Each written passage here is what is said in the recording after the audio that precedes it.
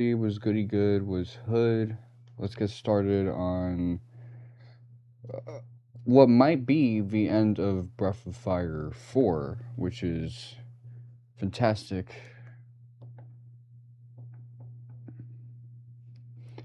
Now, in terms of laptop streams, there's other projects that I could be doing in the near future.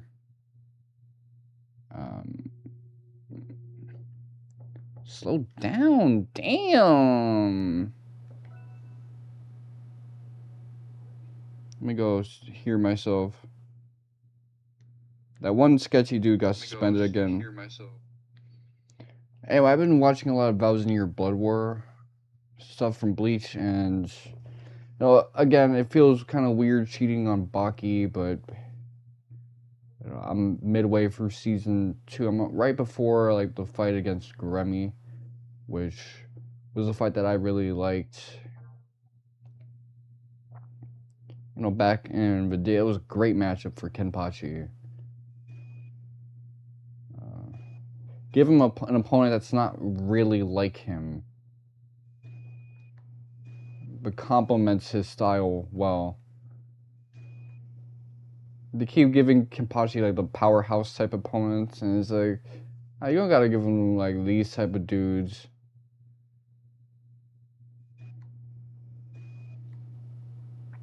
So I'm trying to get my bearings on where I need to go.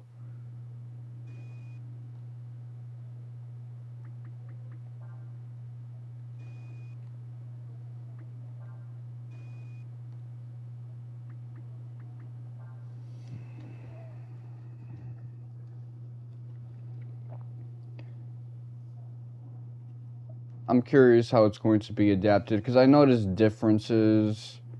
Like, I'll spot dialogue that's kind of the same, but then it's like how the story is being presented changes drastically.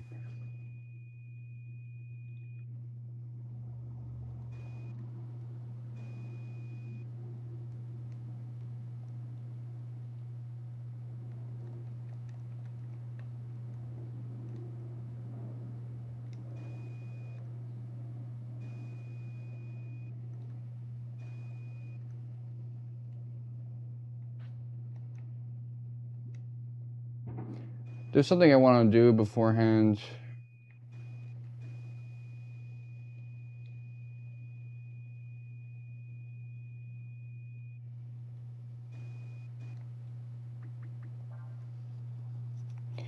I gotta check to see if I caught something.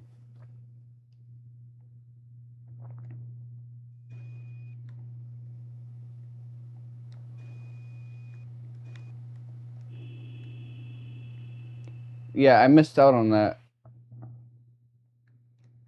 So I need that in order to proceed.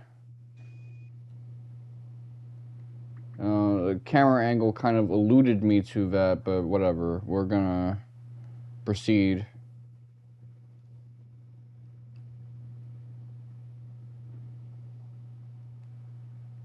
Notice a lot of people are a little disappointed in the arc because they're interested in Ichigo's sub-story, but FFVII Blood War arc is kind of like Fake Hatakuda Town in that it deals with such a wide cast of characters and their individual development.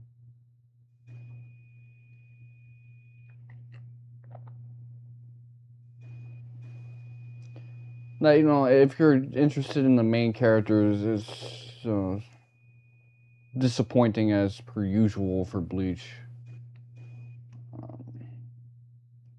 That's something I will agree on in regards to Bleach, is that, if you're interested in Ichigo, Uryu, Chad, Orihime, those characters, but then you gotta deal with like the other Soul Reapers. It can be a little disappointing.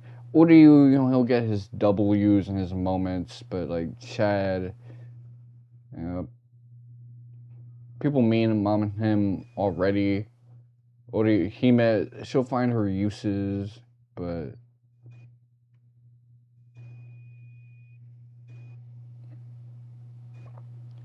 feels kind of like wasted potential. It doesn't have to feel that way.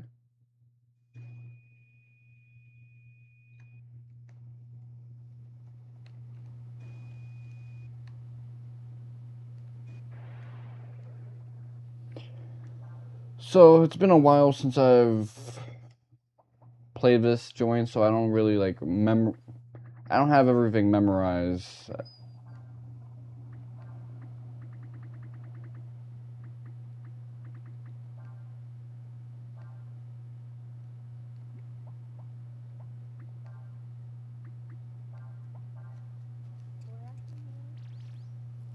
Ugh, I hate how he says that line.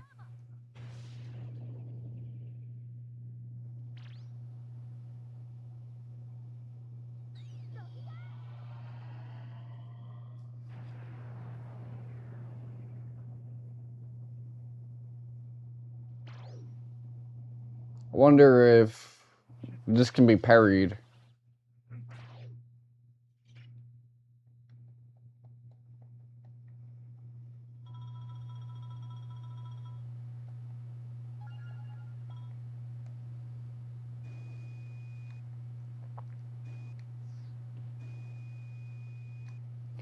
Yeah, I watched that and I liked it. What else did I enjoy?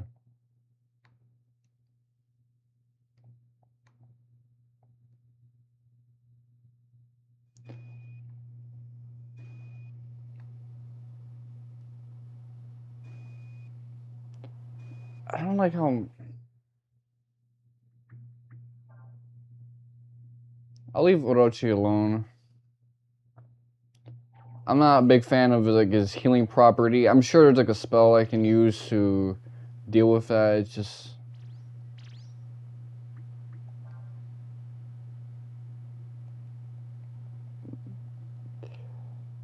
too much for... It's like the nano enemies and Trails Beyond Horizon. I didn't fucking like fighting them for that particular reason.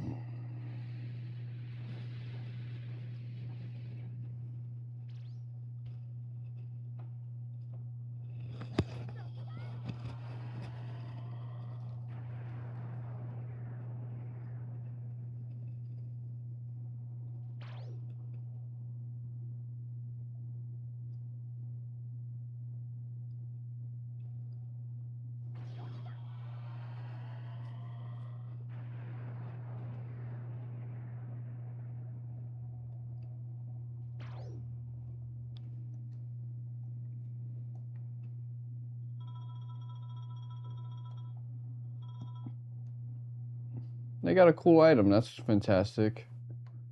Anyway, there's a couple of things I want to mention aside from that. I watched Berserk. I read Berserk's last chapter. Again, when it comes to Falconia, I don't like how the artists handle that now that Miura has passed away, because they just picked Falconia in such a dreamlike manner, and it just makes the story feel hollow. Like after Miura died, everything is kind of dreamish. Like a part of the story is no longer in this realm. And I get, the Fantasia is supposed to be like a seeping of like higher fantasy into the world of Berserk. It's supposed to feel like, a synchronicity, but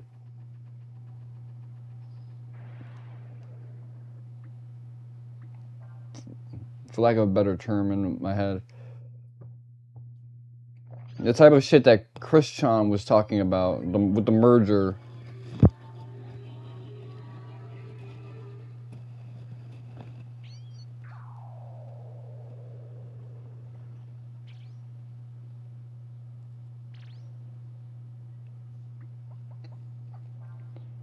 I just didn't like it.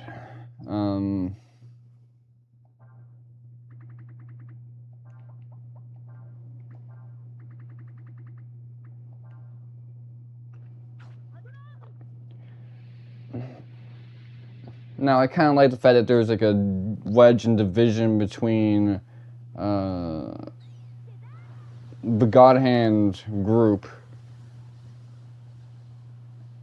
and Griffith. It's like, okay, so there's...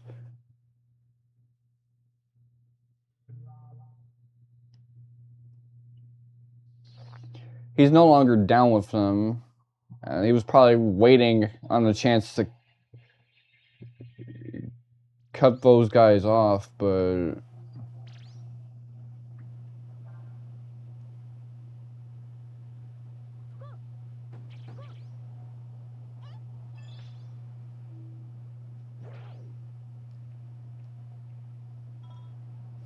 No, I still kind of found it a little on the disappointing end. Not that the chapter was bad, it was just... it could have been presented better. I like seeing Casca, I like seeing Sonia especially. I actually really like Sonia as a character. Obviously, she's this obsessive yandere, Griffith dick writer, but I could have done that better. No, I still really like seeing that character. Just someone that kind of reflects how Casca used to be. Just like seeing the heroism and not seeing like the faults of a dude like that.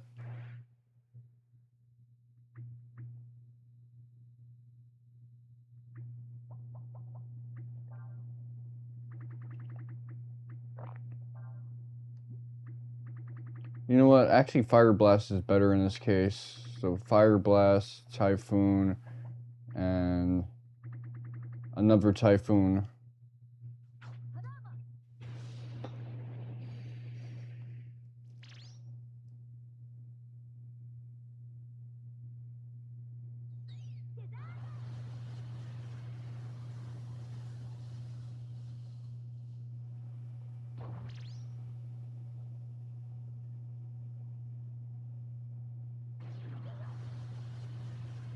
Guess he says something different. That's interesting.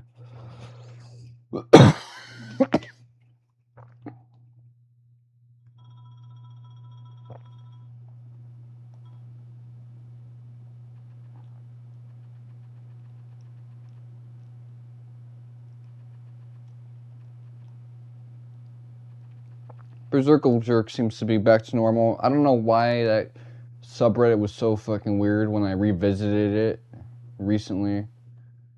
I guess probably because there weren't interesting chapters towards the end of the Biden years, but I guess that's changed now. But that was kind of disappointing. I don't know why I'm saying that phrase a lot now, but I was expecting to come back to Berserkle Jerk and get like high quality shitposts, and instead I was getting weird content, man. Unnecessarily so.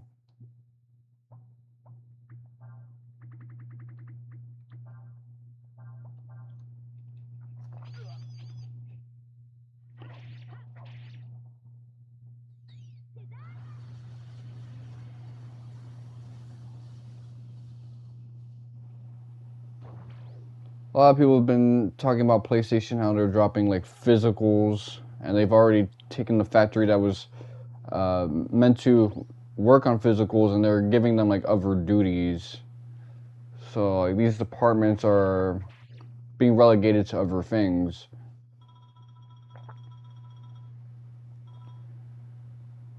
Again, PlayStation is not really like built for this type of stuff. My homie got hacked on his PlayStation, and it's so easy for that dude who had the most trophies out of everyone. What was his name? Kaboom. He warned people about it. That's why he had to step away from the platform.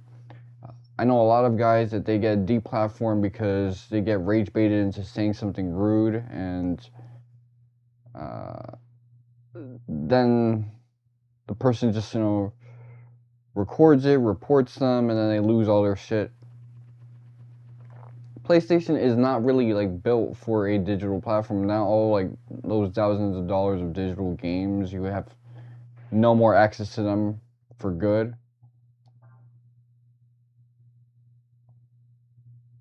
Yeah, it's not viable.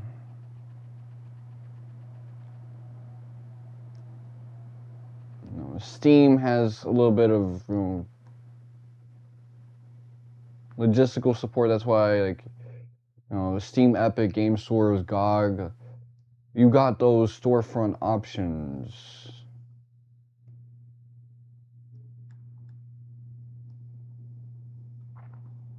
That's why now there's lawsuits about PlayStation possibly having to allow for multiple storefronts on their thing. Like it'd be a lot less painful if I could play games on my Steam account on PlayStation or do Netflix gaming on my PlayStation. Um,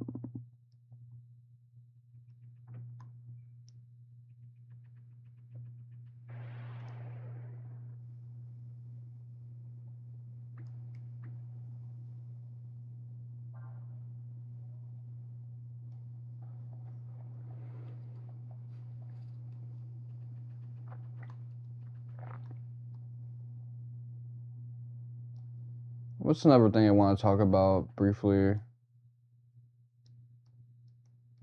Oh, actually, let's just kind of keep on this topic. I know a lot of people say, well, physicals, that's not really good for game preservation. Yeah, but it's very good for like consumers. And in terms of game preservation, having these digital places that like collect all of these ROMs, that's great for preservationism, especially because physicals these days, they don't really have the storage capacity with one disc alone to have all these games. That's why FF7 games have like multiple discs now.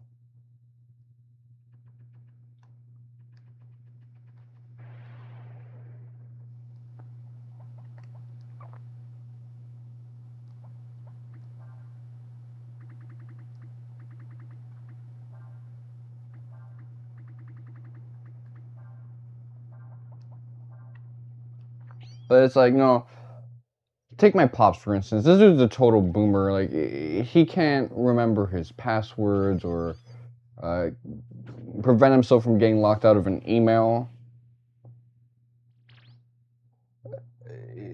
He's effectively shit out of luck if he wants to continue to keep up with his gaming hobby. Like he's effectively out of the 10th generation. And any PS5 games that are coming in for like 2028 onwards. Thankfully, I got him to download Vanilla Persona 4, which I want to talk about that briefly as well.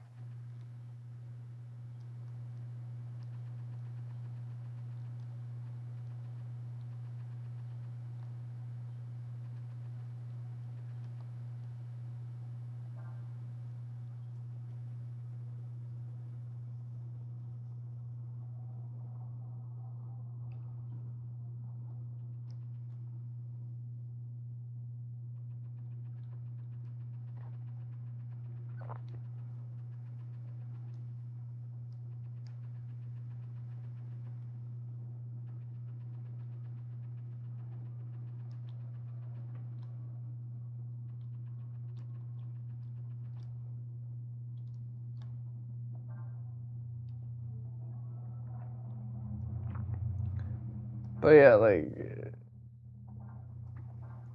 I don't think this is going to be like a Gamers Rise Up type situation. I think this is going to be a situation where Sony, they made CDs, they made Blu-rays, they made DVDs. See, they're the pioneers of all of this shit.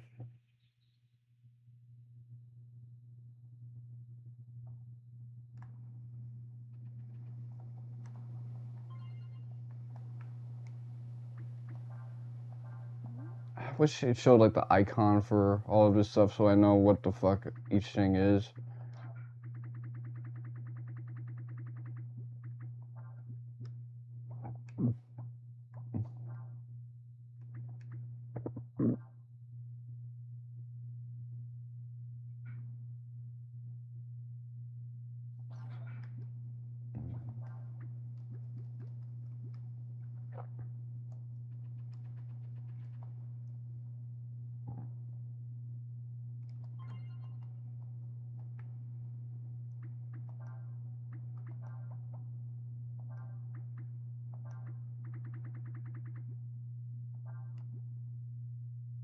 Plus 10 to wearer's attack. And what does a dragon helm do? So it's better on the defense end, but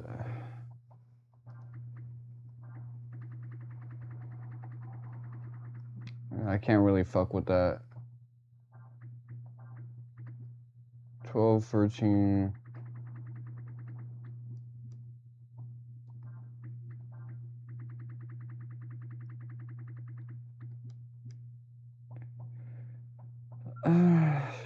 You know what?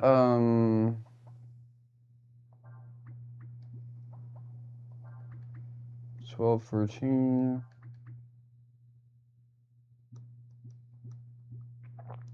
I kind of like that boost in attack that I got with the Titan boots.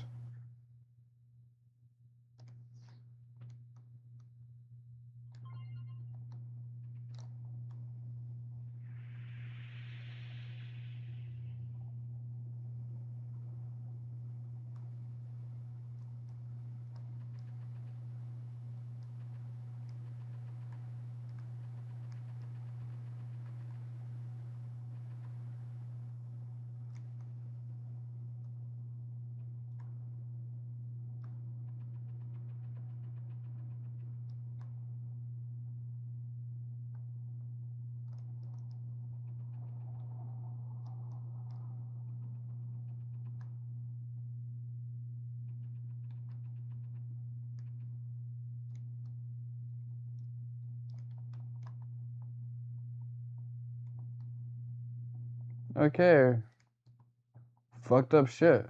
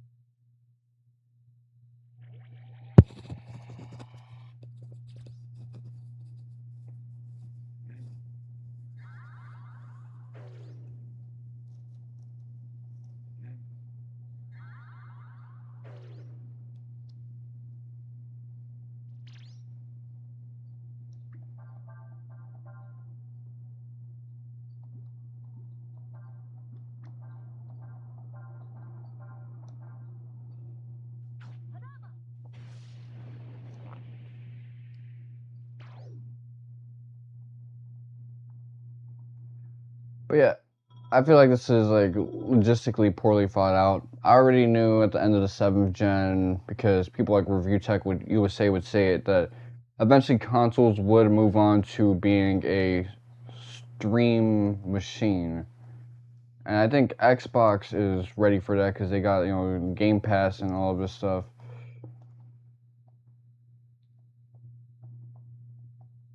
But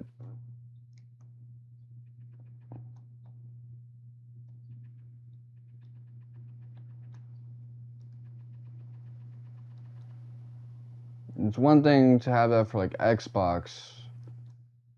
They kind of are, they've been in that transitional period, which is not just, okay, you can download games digitally. But even then, like, I know I have friends that have been permanently locked out of their Xbox accounts because of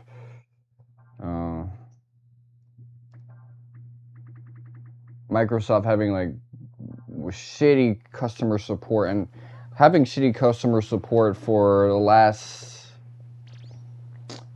maybe 15 years. Like, I got locked out of my MSN account, and that was in 2013, and I was seeing, you know, stuff like that already. But they're just good enough to be able to pull it off. Sony is not in that position.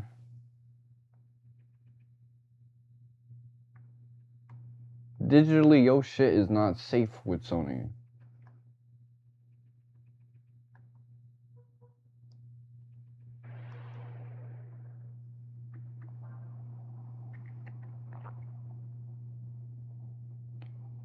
So, Urshin and Skias are the closest to another level up.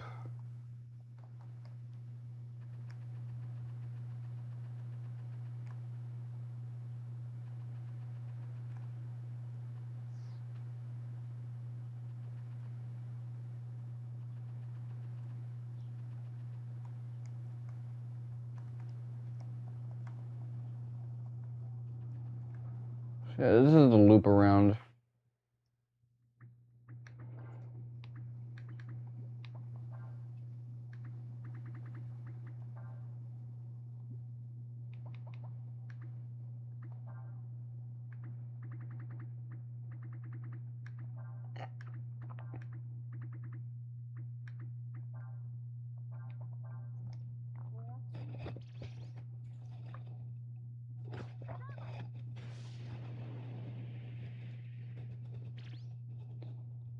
Like, I'm trying to think, like, Steam, it's like, y'all gotta remember, I did not log on to my Steam account in ages. I made a Steam in... I'm a little ashy right now.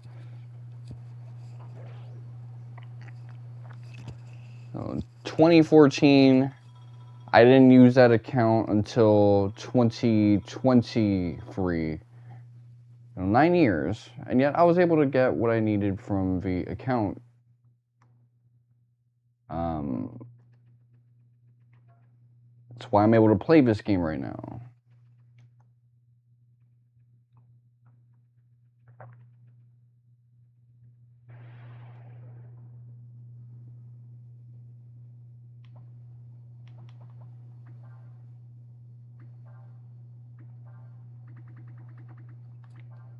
But part of the reason why that's possible is because Steam is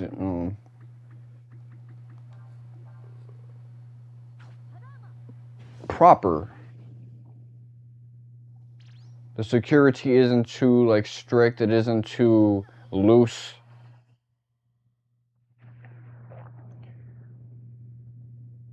It's why like I've heard too many horror stories about places like Proton Mail where it's so secure they got locked out of everything over a small point of failure.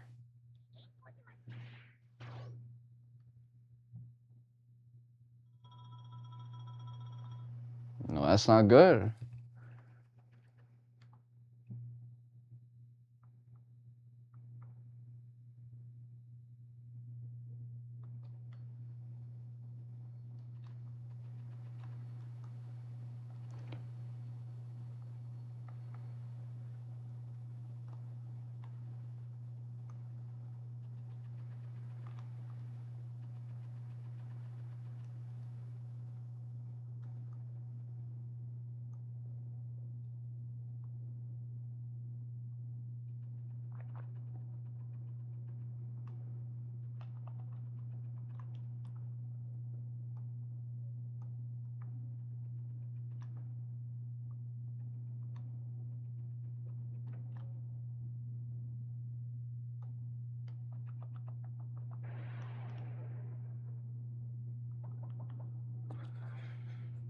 Okay, another fire blast. Typhoon. Let's toss another typhoon in there.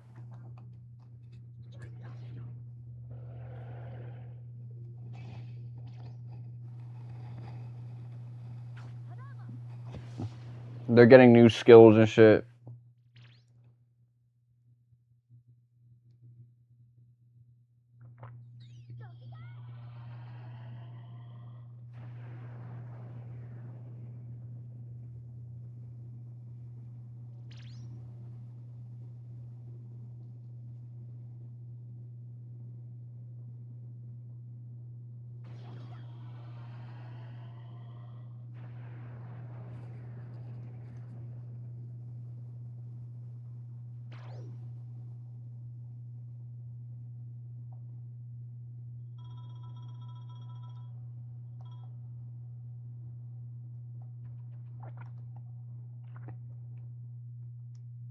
But you know, that's kind of my big issue with this whole topic is, especially with JPN, how Japan's spending habits are very, physical oriented. They still go to their stores and do all of that. I'm not really keen on how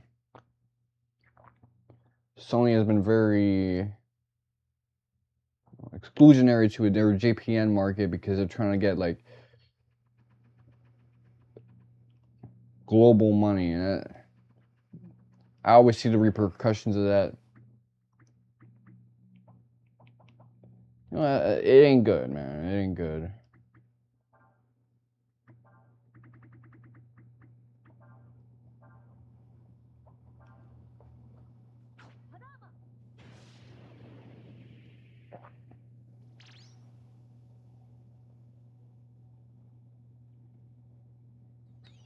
You forget where you came from, and you don't get anyone loyal in return.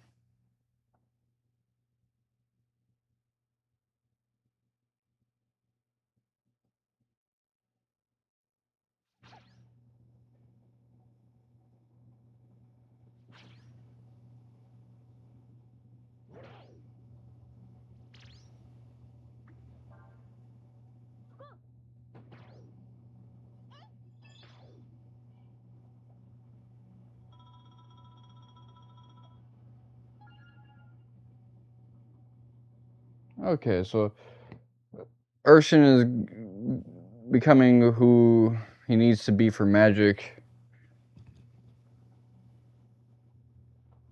Glad I made a change. +8 AP, that's great.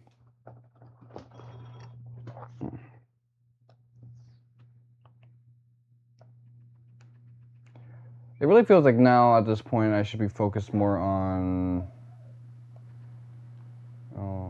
levels and shit.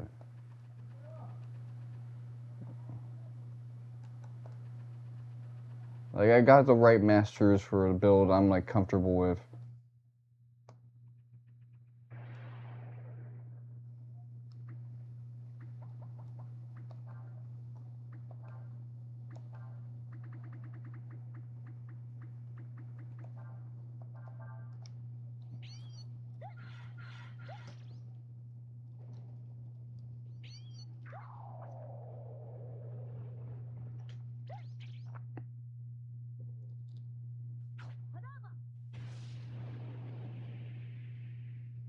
But yeah, now I'm starting to see, just switching topics, people are turning on Persona 4. Before, they really looked at Persona 3 Reload as like ass. And 4 Revival as like what Free Reload should have been, but now with people saying that they want Yosuke to, dialogue's going to be a little different with him. He's going to be a bit more on the moderate end. People don't like that. And I get it. I really do.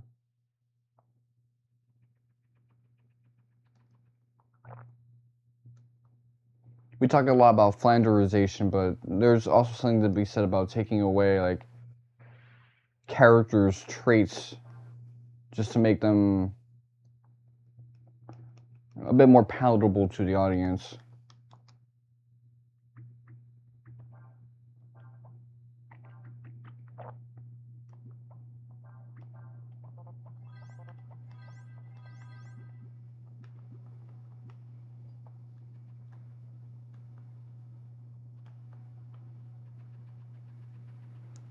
And, you know, I'm aware of how Yosuke and Yukari have been criticized over the years. I get it. I'm familiar with all the opinions and things of that matter, that nature.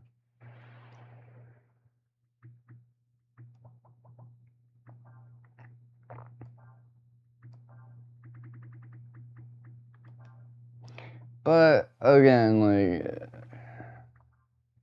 I really don't understand gamers sometimes.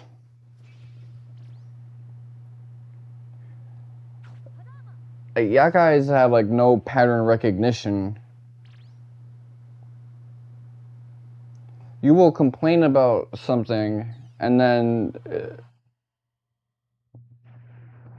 lose the ability to tell, hey, this other thing is probably going to be the same way.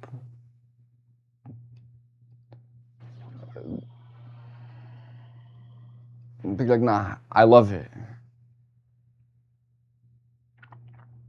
It's like the type of Final Fantasy fan that criticizes the series. Oh man, it's making too many changes. I want it to be like how it used to be, and then they look at Final Fantasy 15 and 16 and are like, oh no, the brand is back. How? How is this a return to form for you?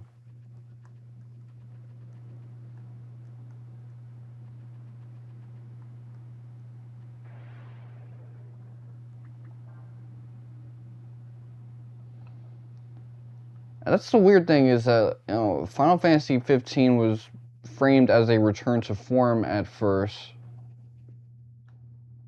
even though, you know, it had the action combat because it wasn't a hallway fest like 13. Then 16 was framed as like a return to form because the setting was much more fantasy-like. I'm like, okay, second-hand basement. Get the fuck out of my channel. Yeah, people just, you know, they don't really think about it. So they look at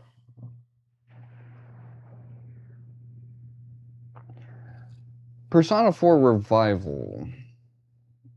Just like Reload, it really tries to be like the anime adaptations.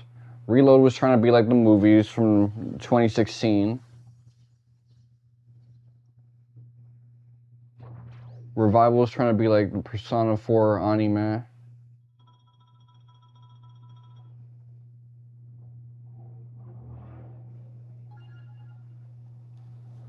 Okay, I don't like that he only got 1 point in wisdom and 2 points in AP, but he already has an okay level of AP for what I need out of him. I just need him to do a couple Shining Blades and stay in the back row for when I need him to do more Shining Blades.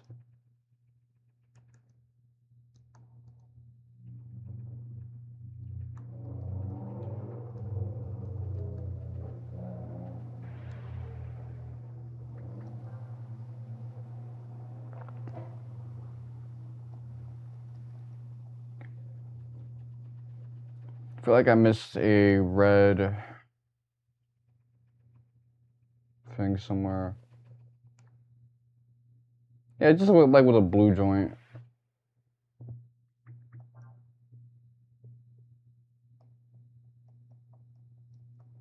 These guys are pretty easy, so I could just kill them, collect the EXP, just as like a handout, but really don't want to.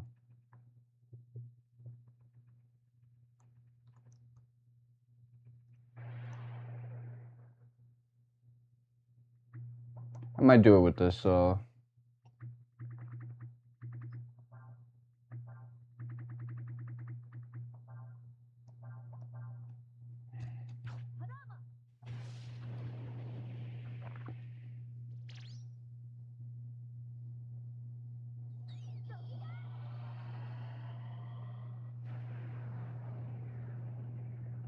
was one of those things that annoy me in politics too, which is when people are just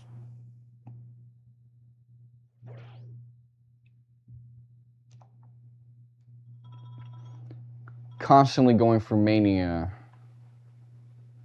and not, observing properly. They need someone to like really point it out to them. Hey, this is gonna be like this other thing that screwed you over in the past. And part of the reason why I feel the need to say that is that I actually like Persona 3 Reload. I actually like the changes that it made. I liked the vision for that, for lack of a better term.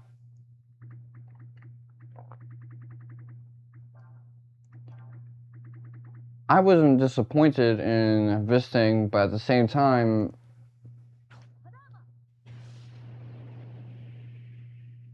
were things that the original game had that I liked more? Yeah, sure. I preferred how attrition was handled in the older games.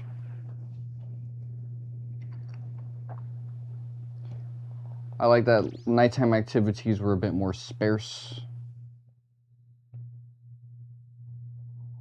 I like the pace of the combat back then.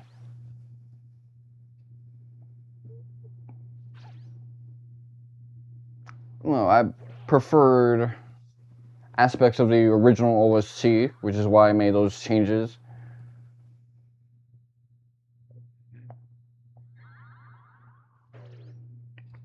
Not every aspect. Sometimes I like, reloads, changes, but yes, indeed.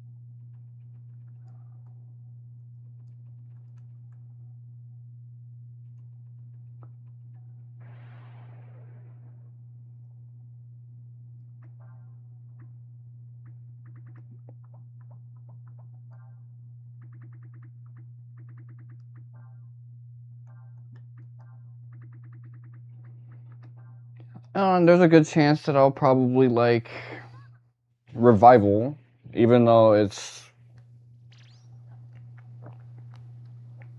not exactly. Persona 4 is not my favorite of the new Sona trilogy. It's third place.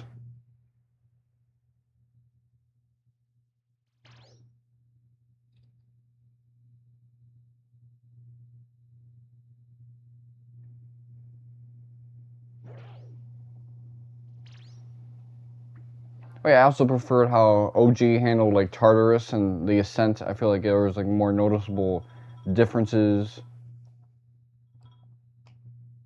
But yeah, for the most part, I actually like a lot of the changes that Free made. BRG was an interesting mechanic.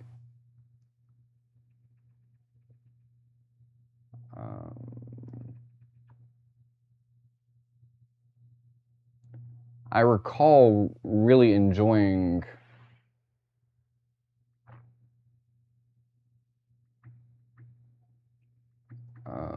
what is it? Some of the mechanics that they added to Tartarus, even though I felt like they were just adding so many. I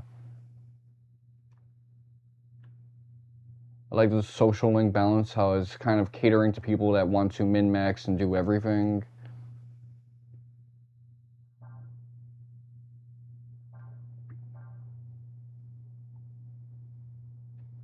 I liked how they handled the super boss fight with Elizabeth.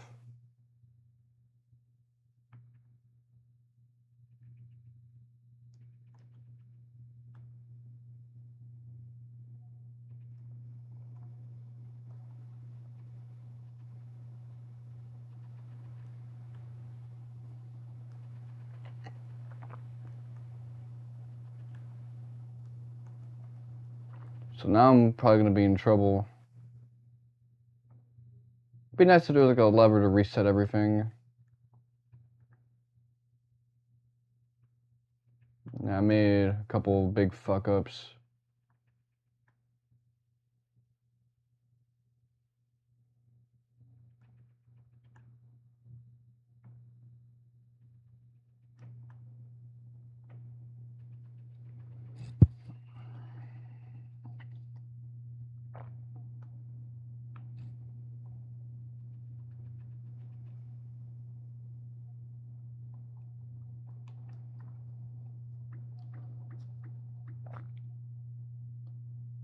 I'd say I could really benefit from the levels, so I'm not too ticked off if I end up having to take longer with this than I should.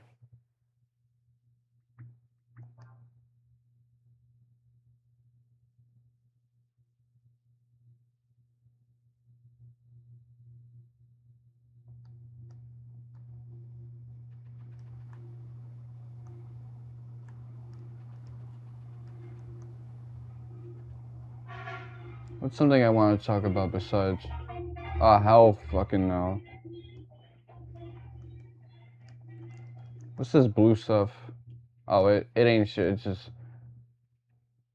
little visual stuff so that you can recognize where you're at.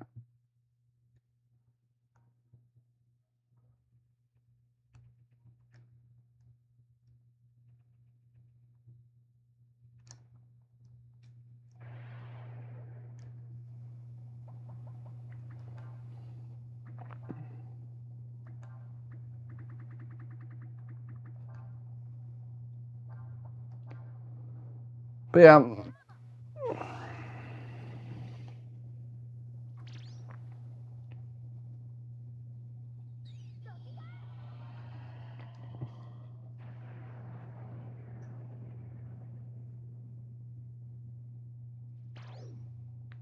I also want to talk a little bit more about Ever Crisis, because why the fuck not?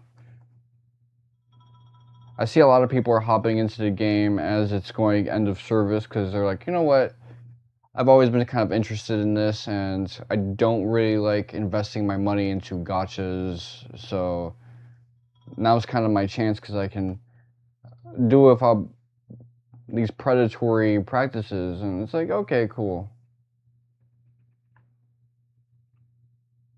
I've seen another take that people kind of want the ability to just pull infinitely without having to worry about limited crystals. Just like make everything free so you can just pull infinitely, get all the costumes and weapons that you want. That I think is better than the whole, like, you know what, at the last second, let's just let you make it rain on these dudes with your money.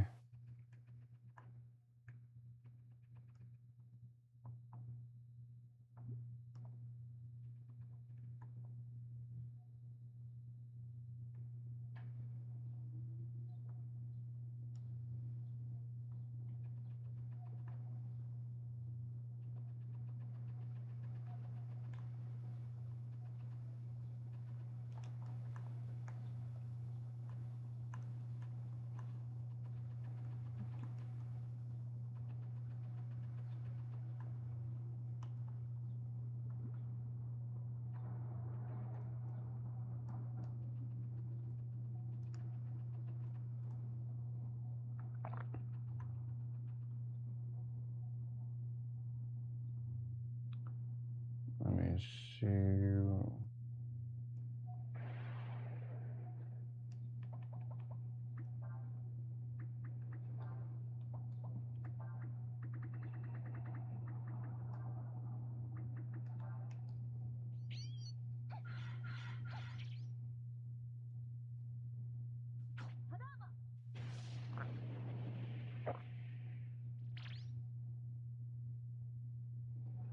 So I will keep in mind, I will be real with you guys.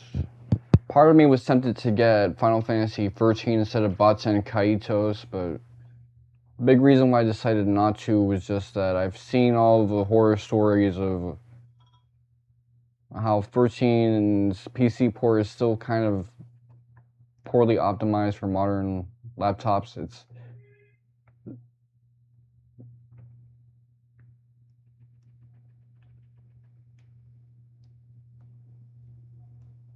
It kind of doesn't utilize the full resources of your device. So it just strains a huge part of it. And I'm thinking to myself, you know, that's not really worth it. Like,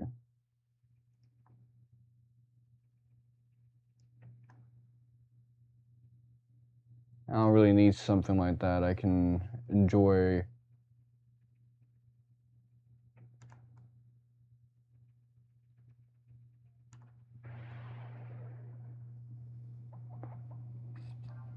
I can enjoy Baten Kaitos, which I've already kind of ran into a problem with that game, which is, first off, the controller support is not there unless you stick to like Xbox. Like I can use it, but it's not optimal. And the other thing is that in order to launch the game that I want, I have to go to Steam, which is whack.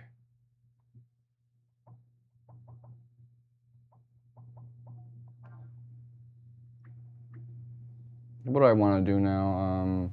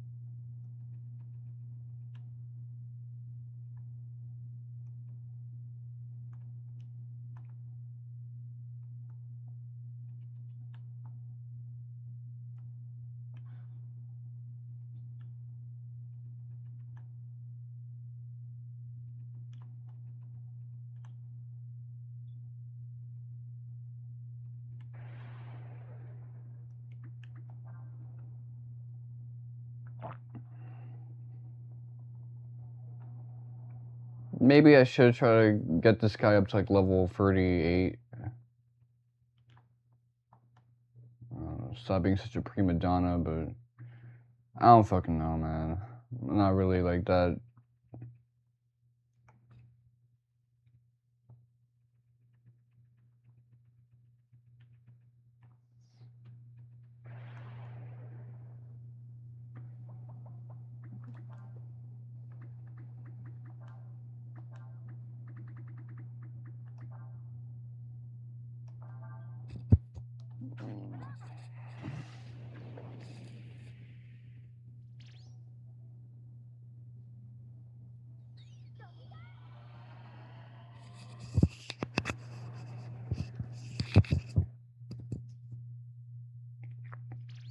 One thing I'll say is that I'm kind of glad that we're seeing a little less of Hamaguchi. Because he was on an interview spread where he was just like talking about everything. And now it seems like the voice actors are doing some of that. Like Cody Christian is telling you that the ending will make you cry, which I'll be real, like you've seen some of my Let's Plays, like even Final Fantasy 8 and 9, which I didn't Let's Play, like they kind of put me on the edge of that, but 7 kind of has me feeling like, you know, satisfied and empty at the same time, but it's not really gonna, that's not a tearjerker ending, that's just, you know,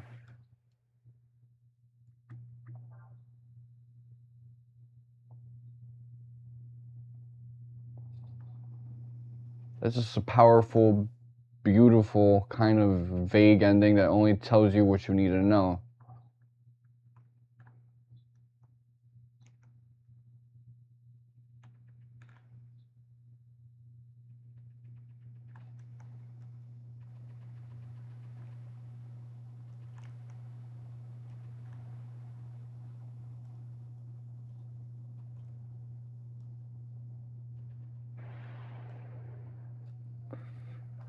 Okay,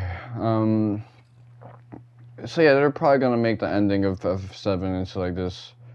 I mean, they looked at Nojima's notes and said, okay, Nomura, like, expand on it even more. So they're really trying to make you go home satisfied. And they got DLC in the work, story DLC.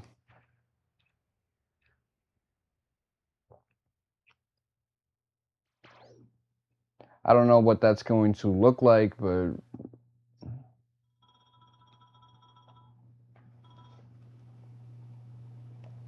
no, they're really trying to sell this, because if it's more than one story thing, then that's superseding what even... Oh.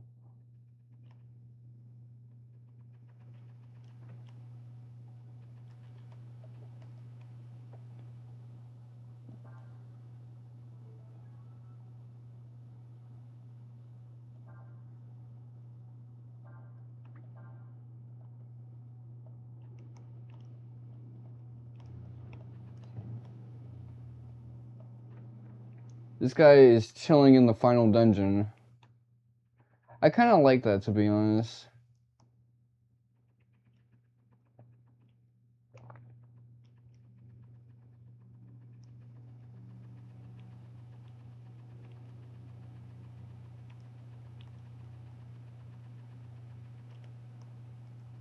That right there is just useless.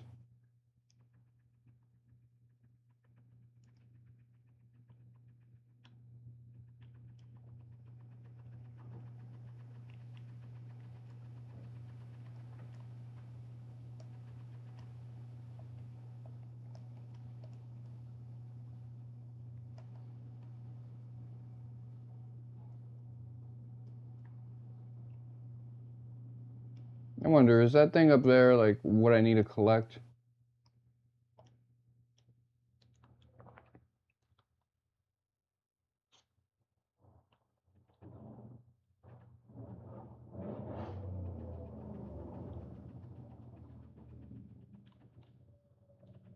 I like how this is like the friendliest part of the dungeon.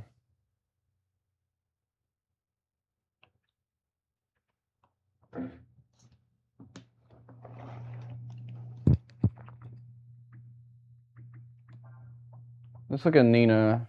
So Nina needs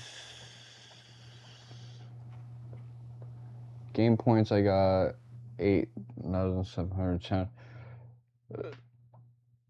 So if I put that into one of my other forms, that form will get upgraded.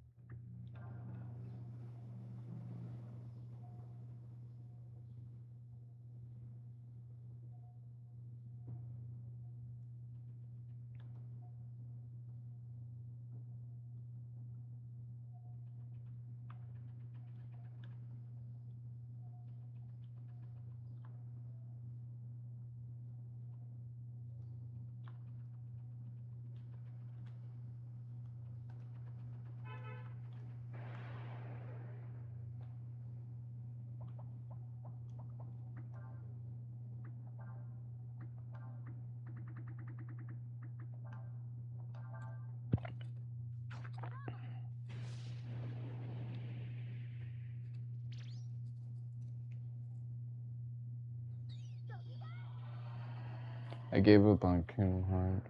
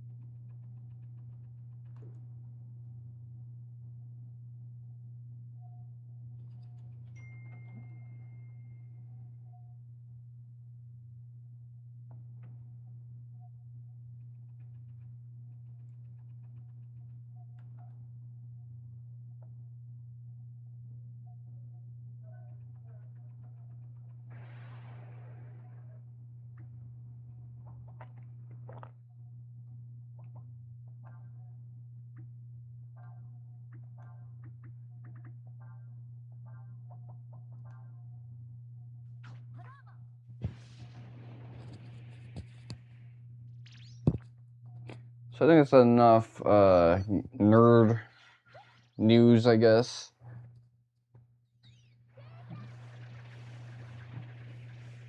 In terms of politics, things are heating back up again a little bit, but that's mostly because the countries that needed to behave are,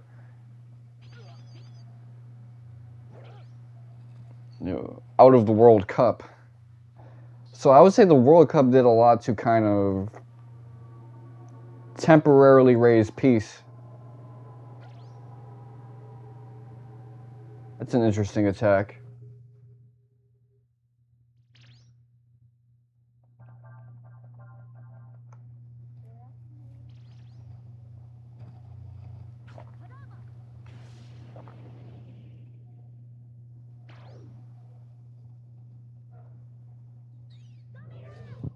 Oh, that's what happens.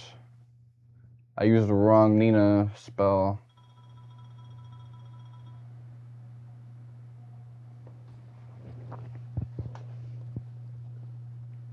Poof. So they're gonna all hit another level up.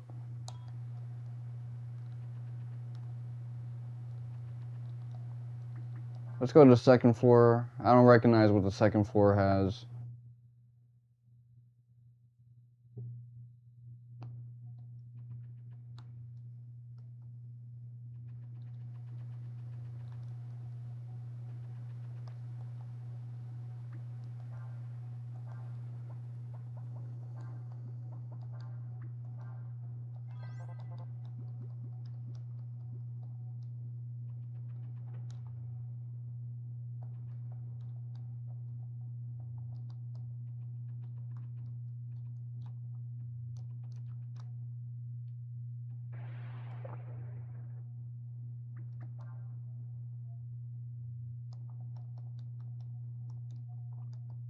I don't like fighting the wizard dudes. I just don't trust them. Oh, cool, a multivitamin. Alright. I never bothered to get that.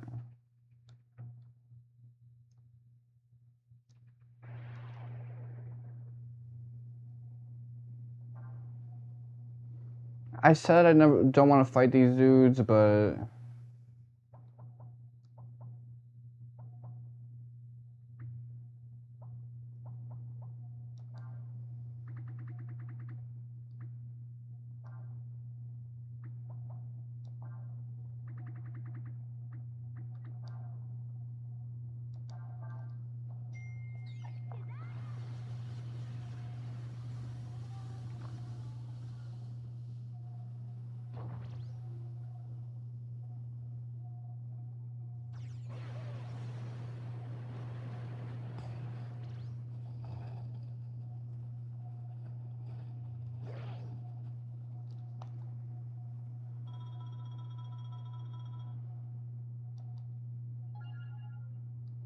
okay, your wisdom didn't go up by much, so we're not going to rely on you too much for magic aside from fusion spells.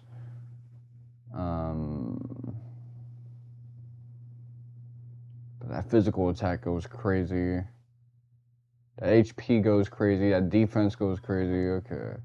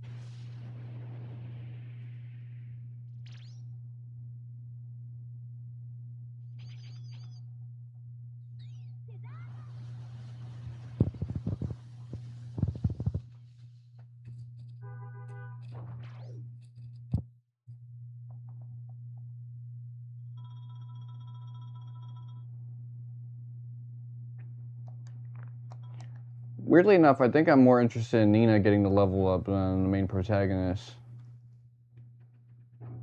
Because she still has a lot of interesting skills she can get.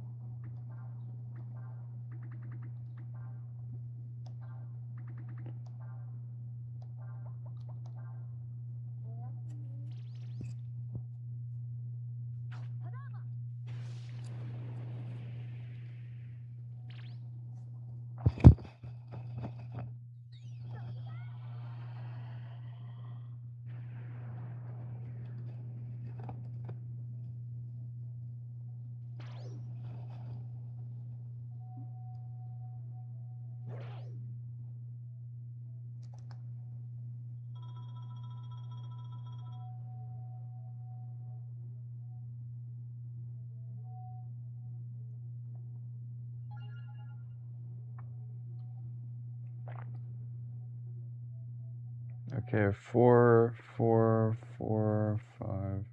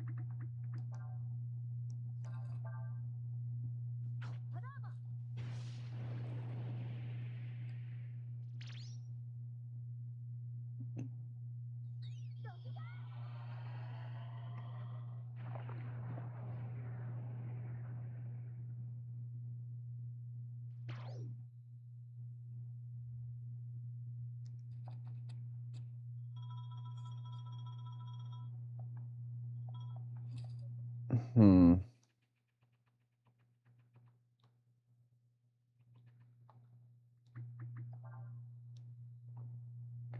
I think I get where I probably need to go.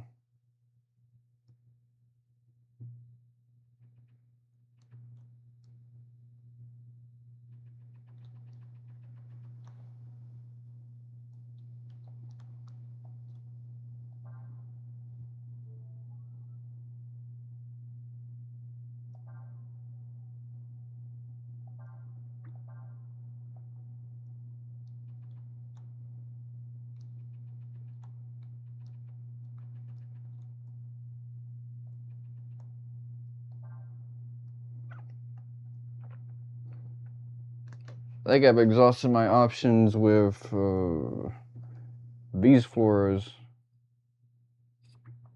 Let's go check basement 1 and basement 2.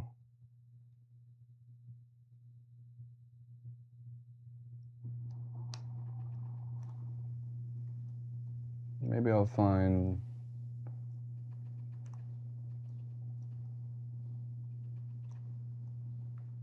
Oh, wait.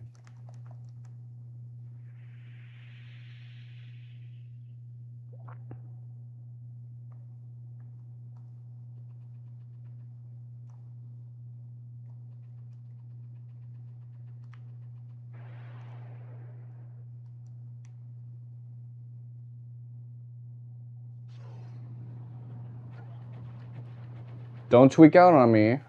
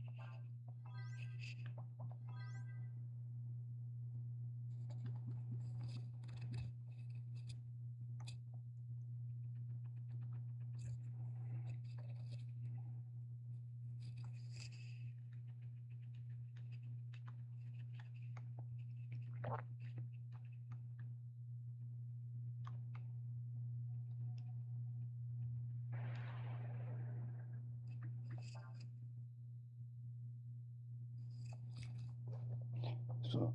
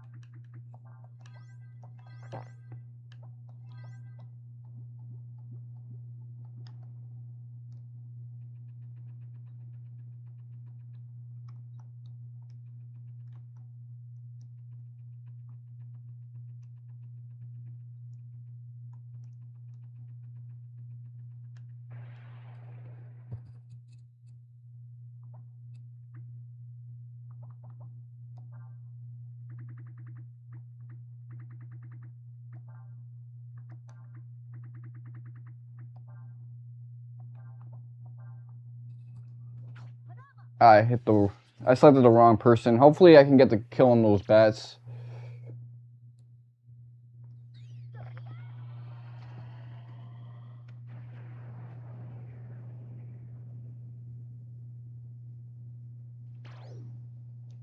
Phew.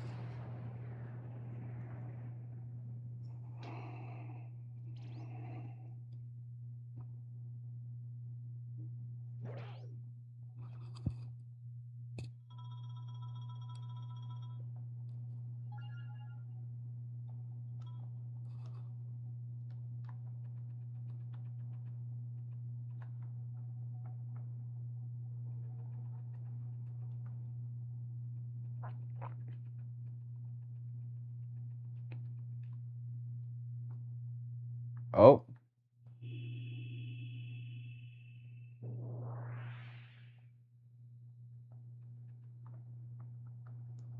Is this gonna be the treasure?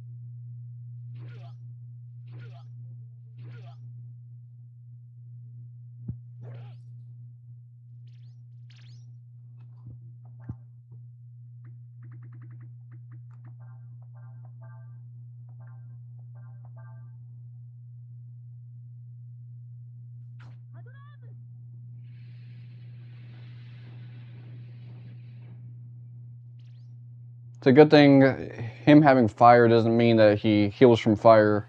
Otherwise, that'd be fucked.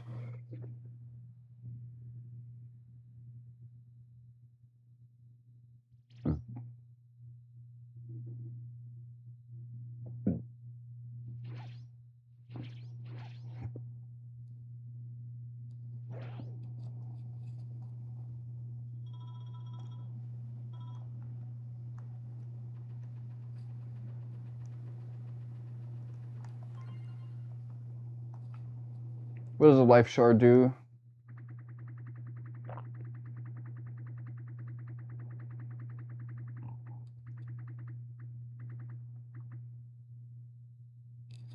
Plus 10 to max HP. Okay, you know what? Give that to him because that's gonna improve his dragon forms.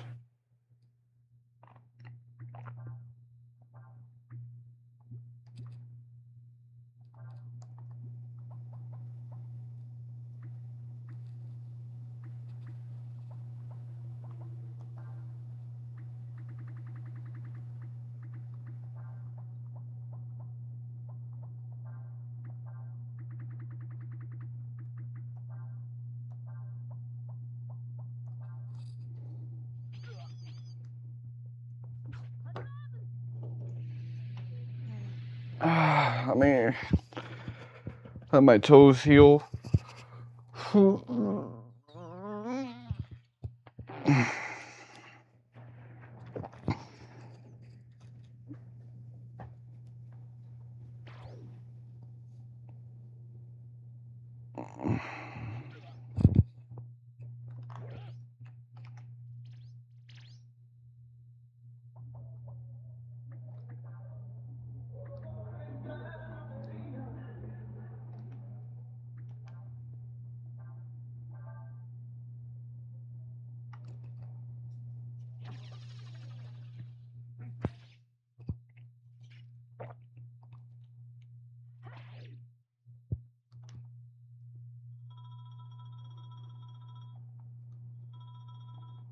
Cleaver. Let's look at that weapon.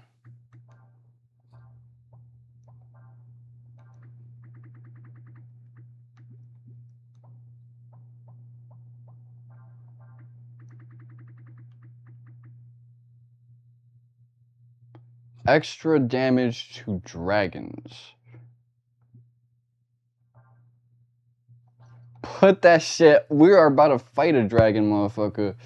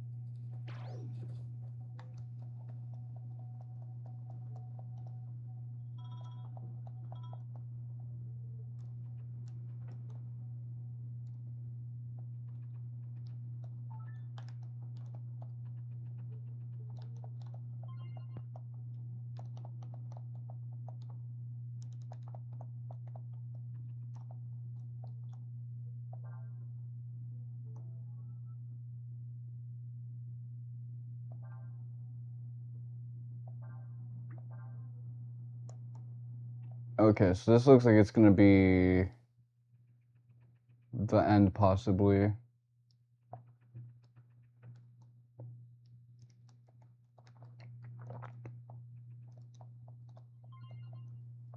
Wisdom fruit, that's really good. Let's take a look at that wisdom fruit item.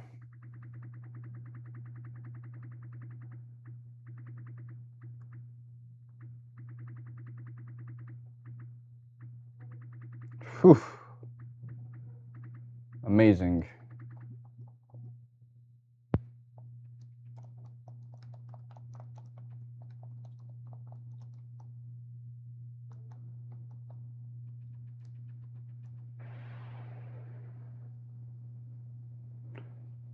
Let's get out of here.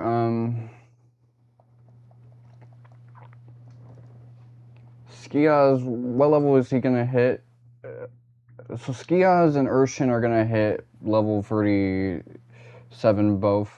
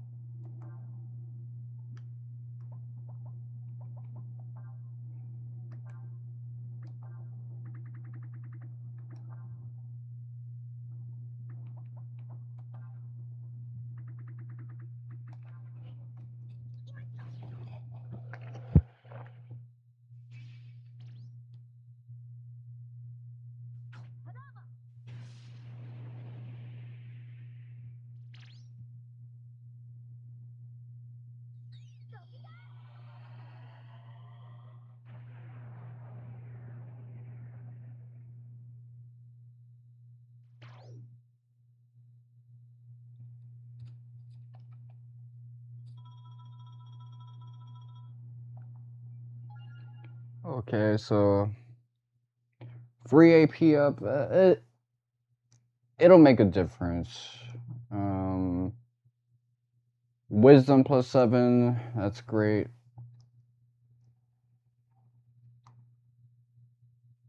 We're really at the journey.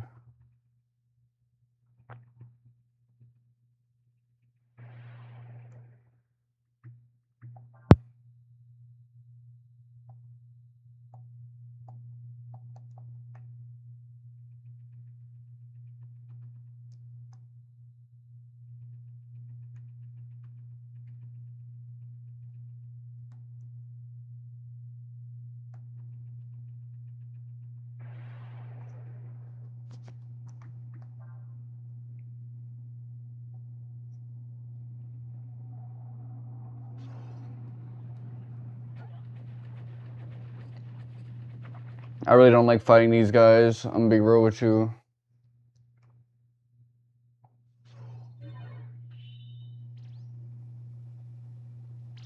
It's like they demand so much out of you. I'm good. I'll take the hits. Just fuck off.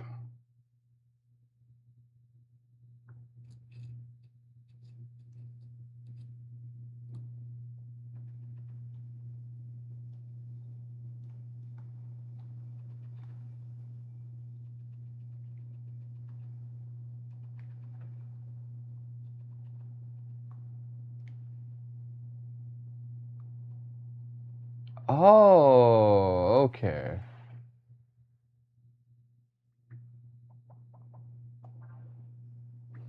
I see it now.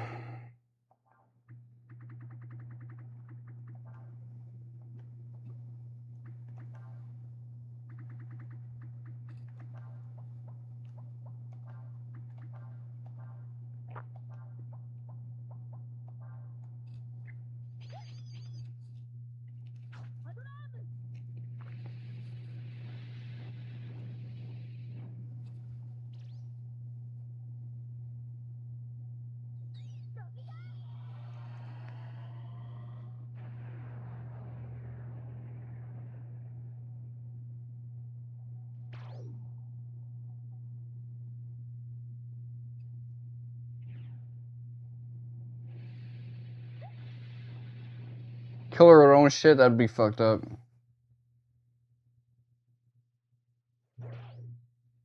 Nice roll.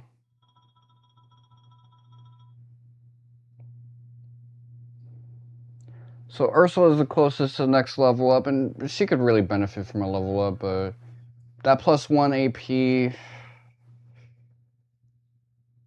that's the worst part about his level up, but outside of that, +5 in strength, +5 in agility, which makes up for my equipment change, +6 in defense, 51 in HP, okay,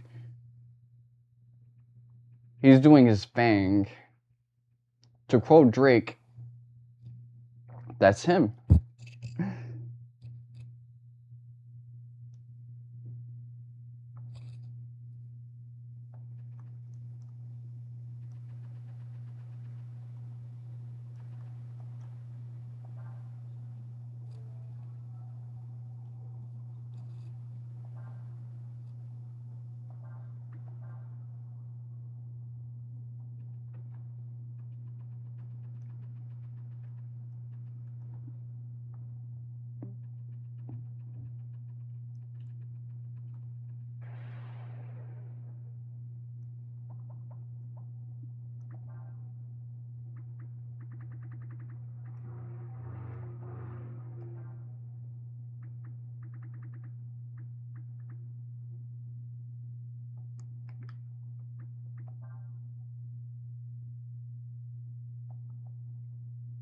I'm gonna protect my attrition from here on out.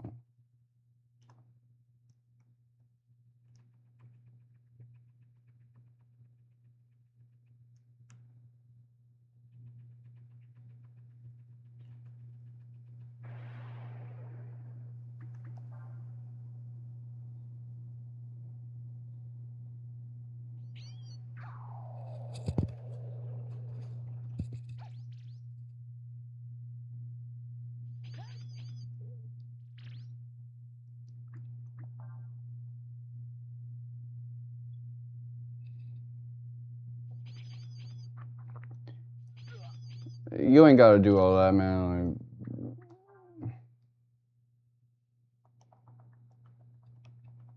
You ain't gotta do all that, Jamal.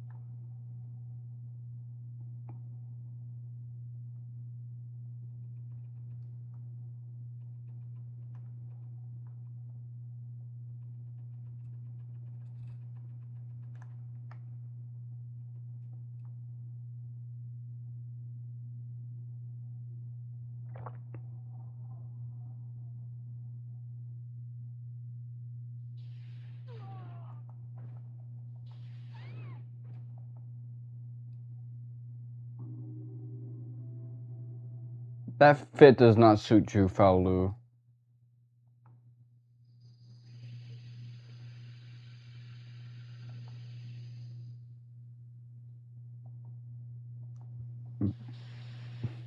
This reminds me so much of... Oh, technically Urshan's not immortal. Well, Urshan houses someone who's not immortal, at least. This reminds me so much of that Final Fantasy 15 ending sequence. Except this is much better.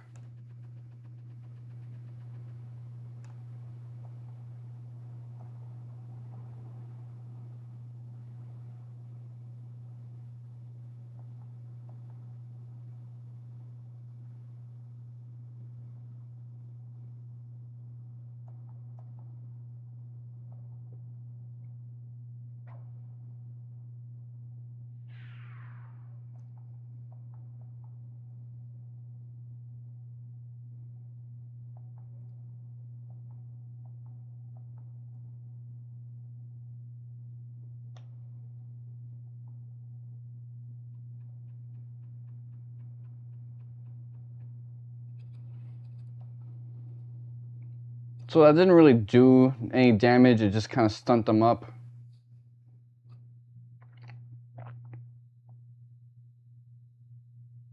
But yeah, he's demonstrating powers he didn't really show in the main campaign.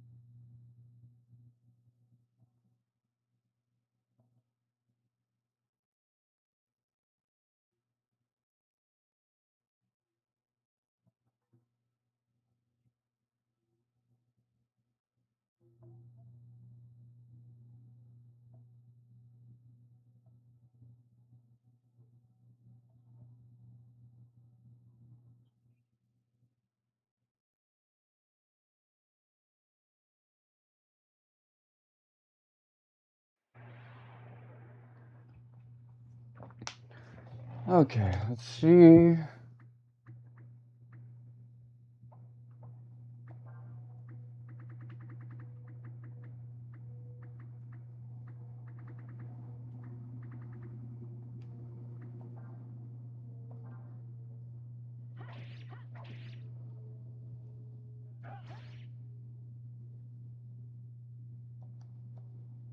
So this is a scripted event. You could get a game over if you die, but your goal is not to kill him.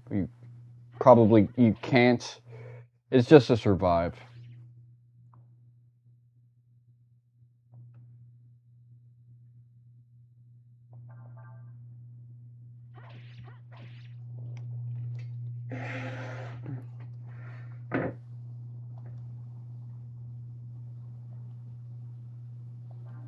I like hearing this battle track again.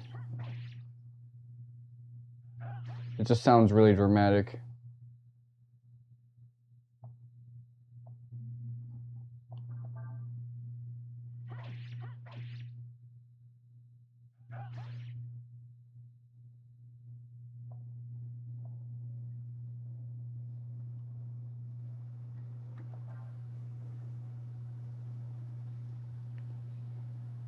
Sounded to me like he was hinting at what I needed to do.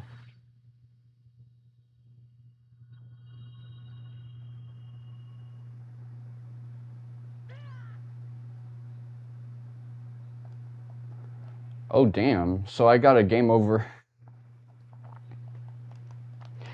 That was like the first game over I got playing this game in ever.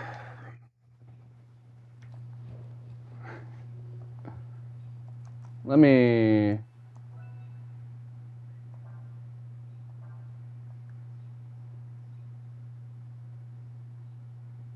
check my inventory.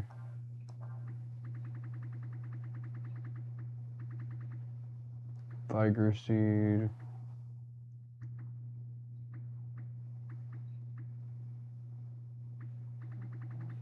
Multivitamin, power food, which that's important.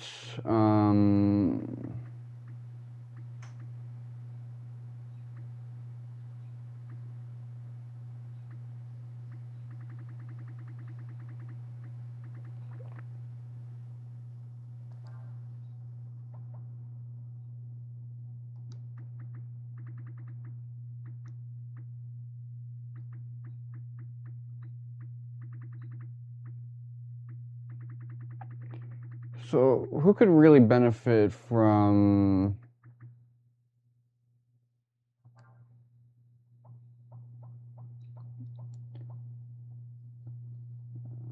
agility?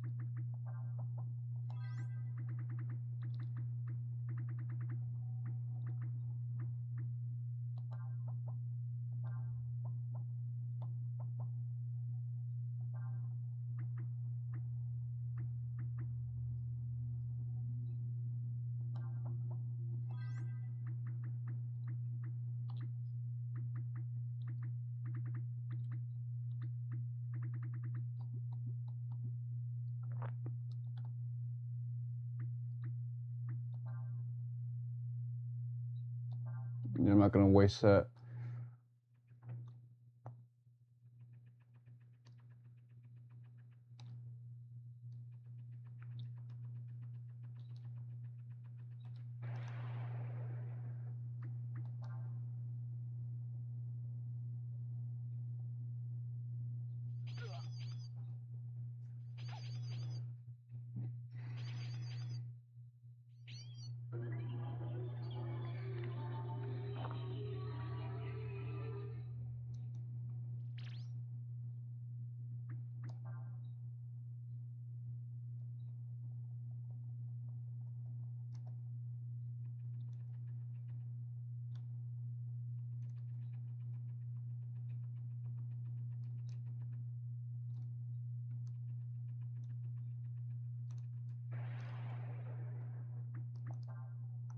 Them bats are annoying as fuck to deal with.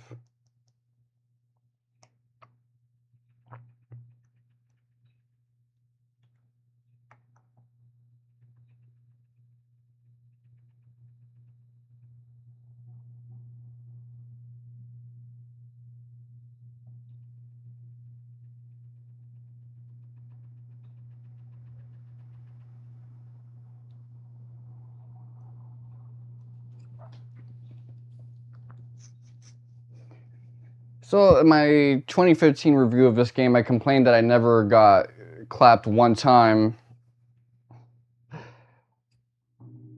I really lost to the scripted event of the final boss, but then again,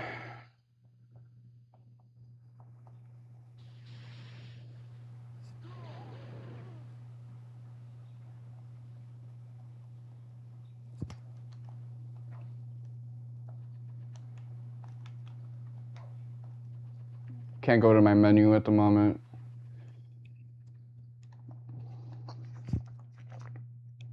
That was some bullshit.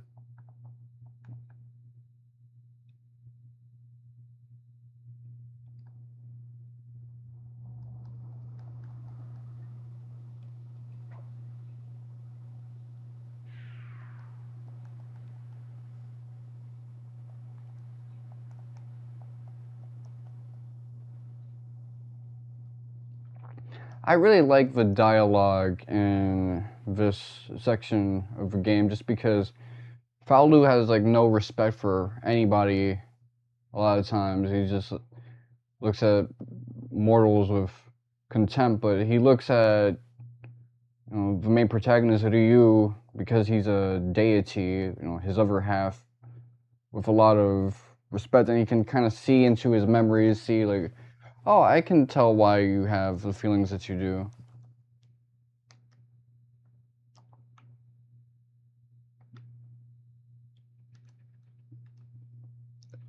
He's almost kind of gentle parenting Ryu. Well, I would say gentle parenting, other than the fact that he just killed my ass.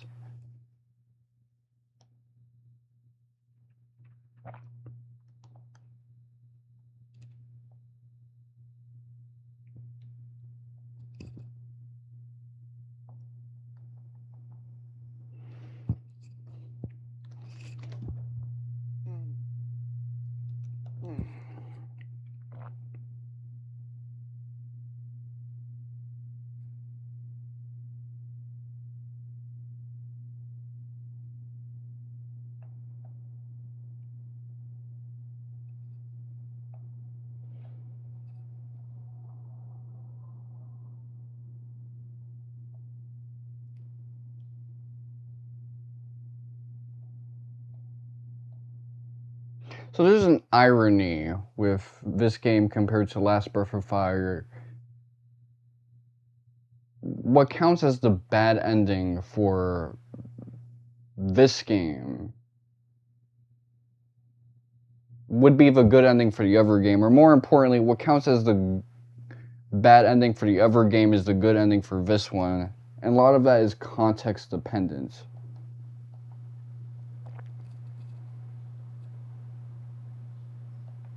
This kind of turns the themes of Breath of Fire 3 on its head in some ways.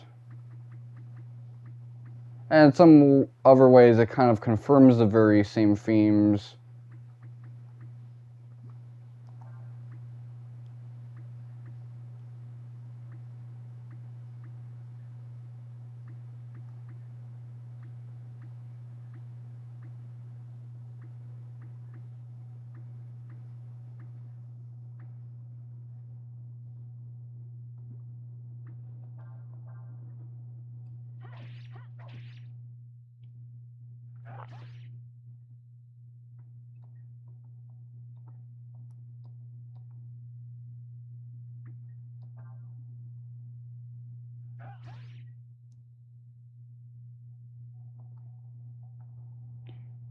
Okay, just tank it out.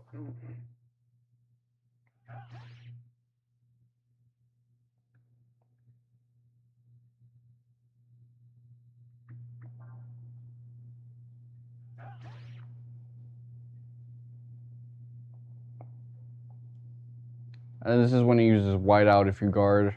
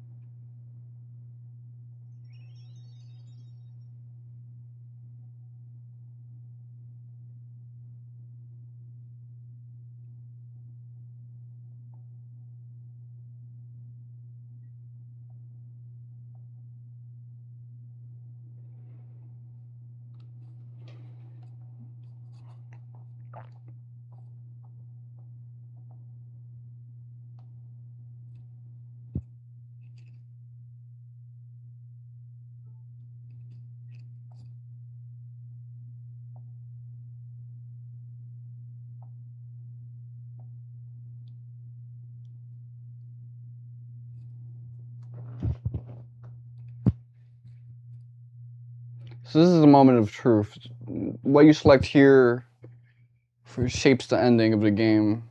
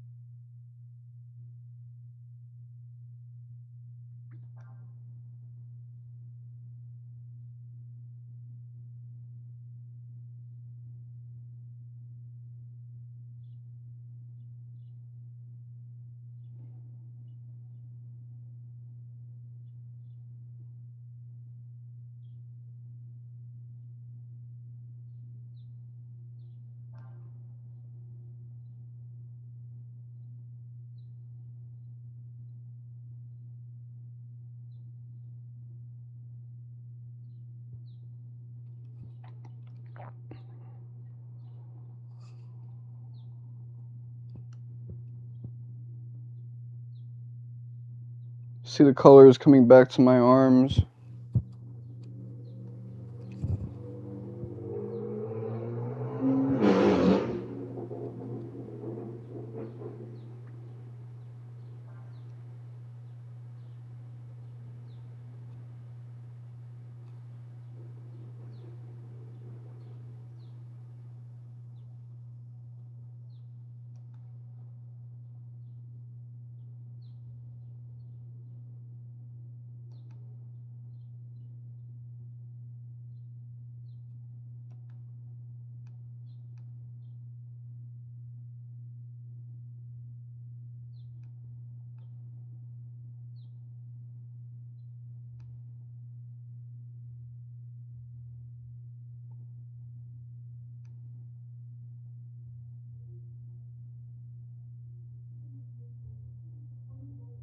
See, even on his end, it hasn't always been bad. Oh man, this bachata shit is playing in the background.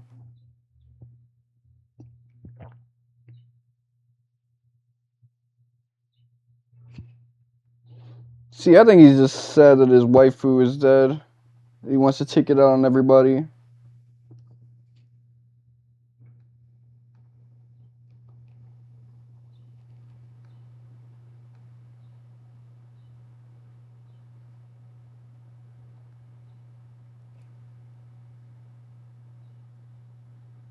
It almost seems like he's saying this, but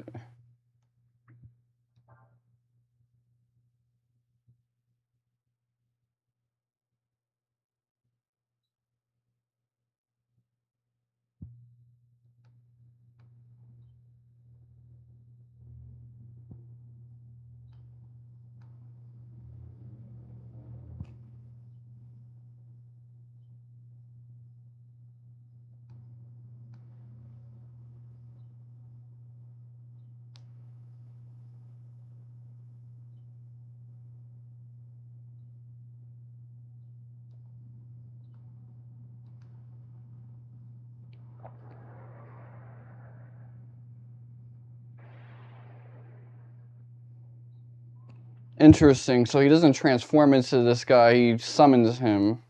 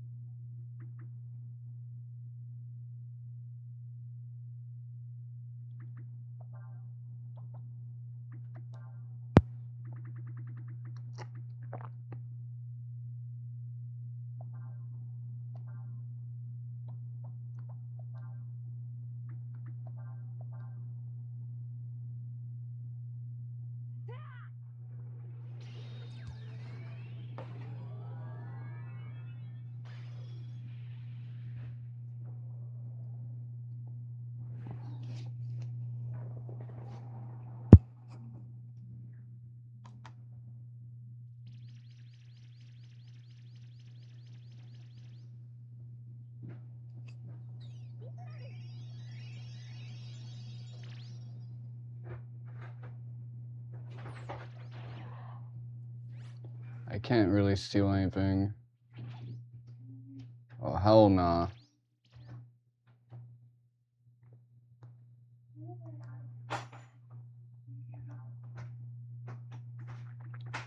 So I gotta...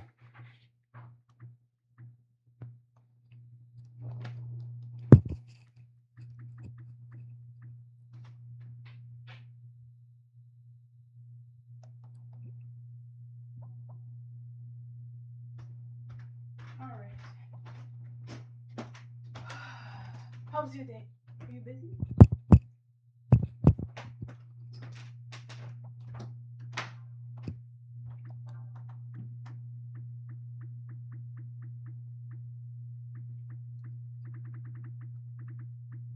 Let's see...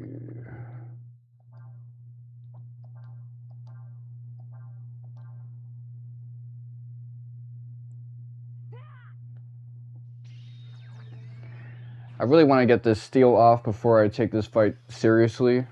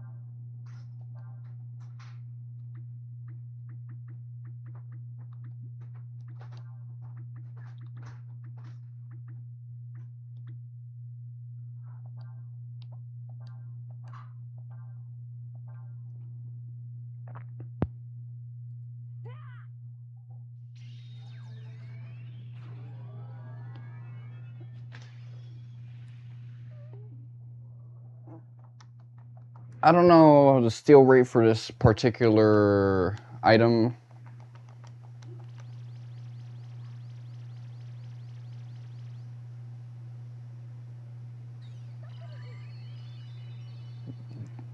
Good thing I got that skill. Ugh.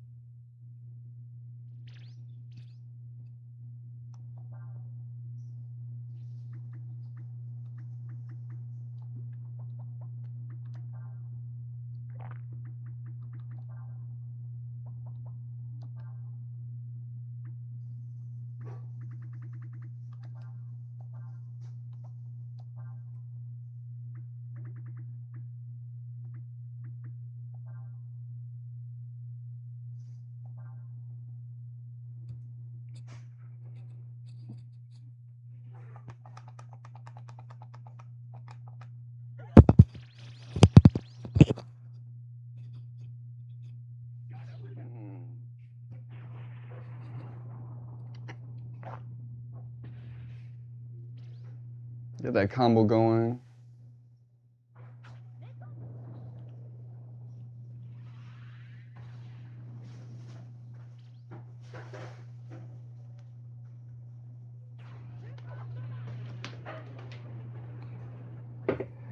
That's right, we can use it on the bosses this time. Fuck FF7.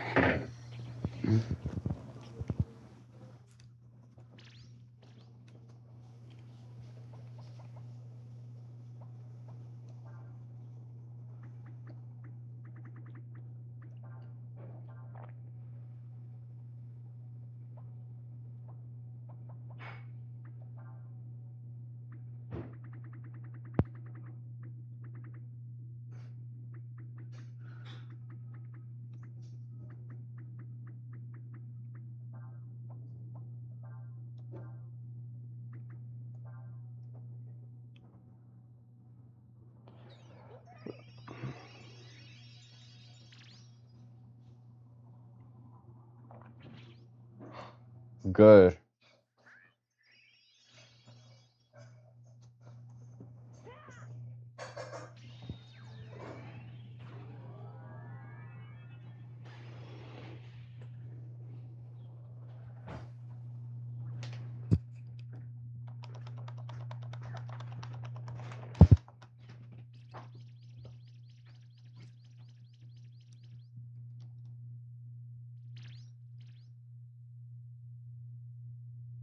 Okay, let's see. What skills you got? You don't got any ice-based abilities. Let's see. Fire, wind.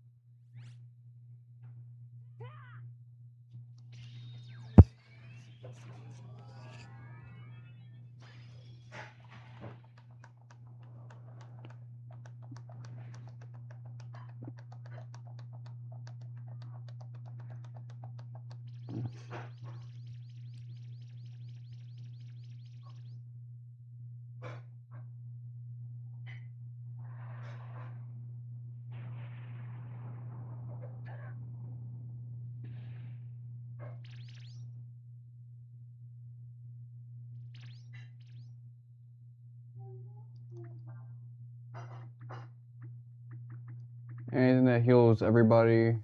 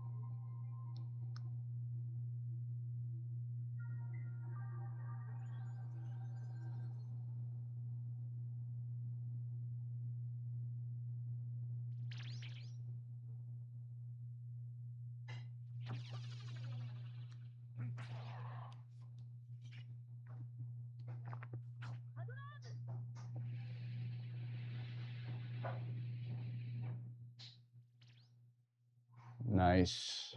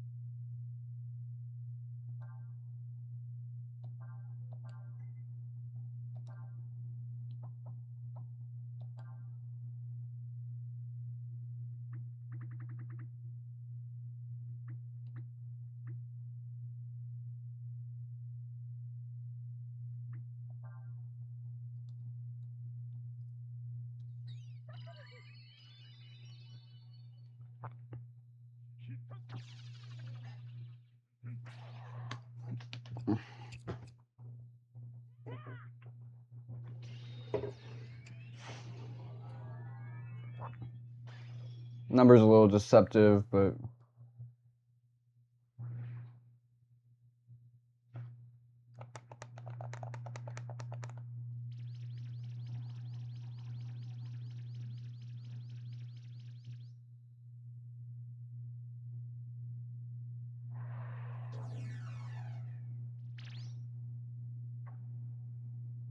okay, got rid of all our buffs and debuffs.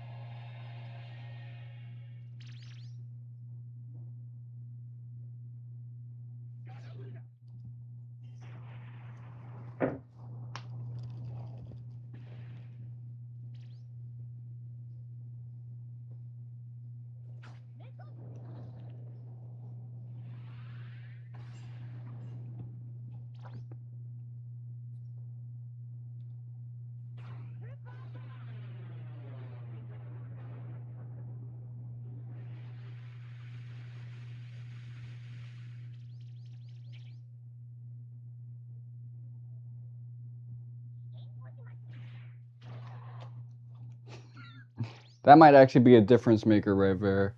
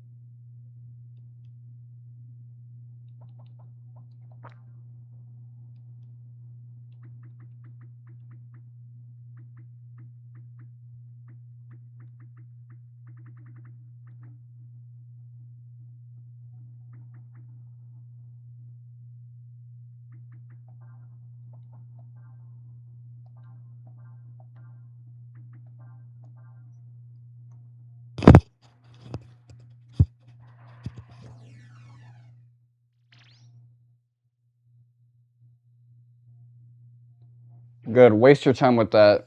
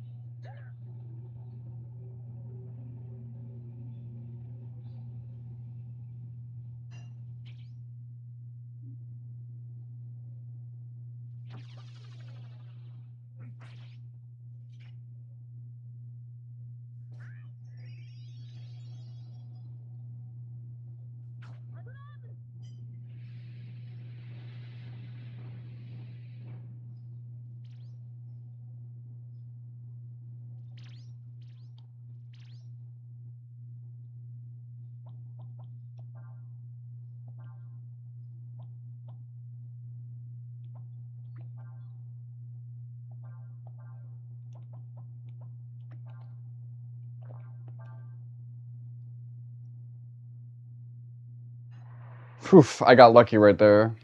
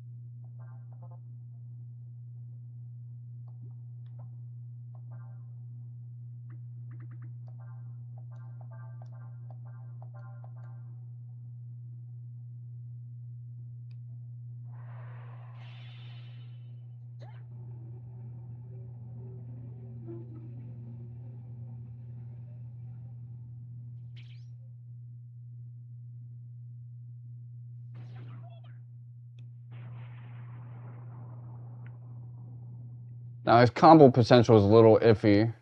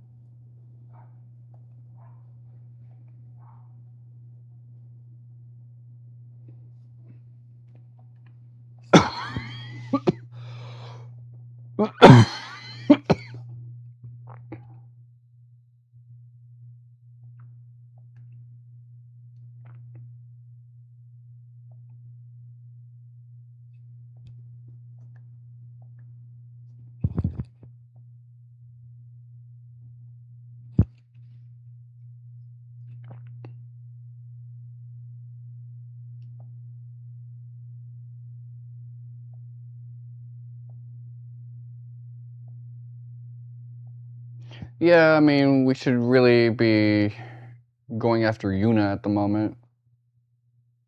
Instead of focusing on this destined battle, let's postpone it a little bit.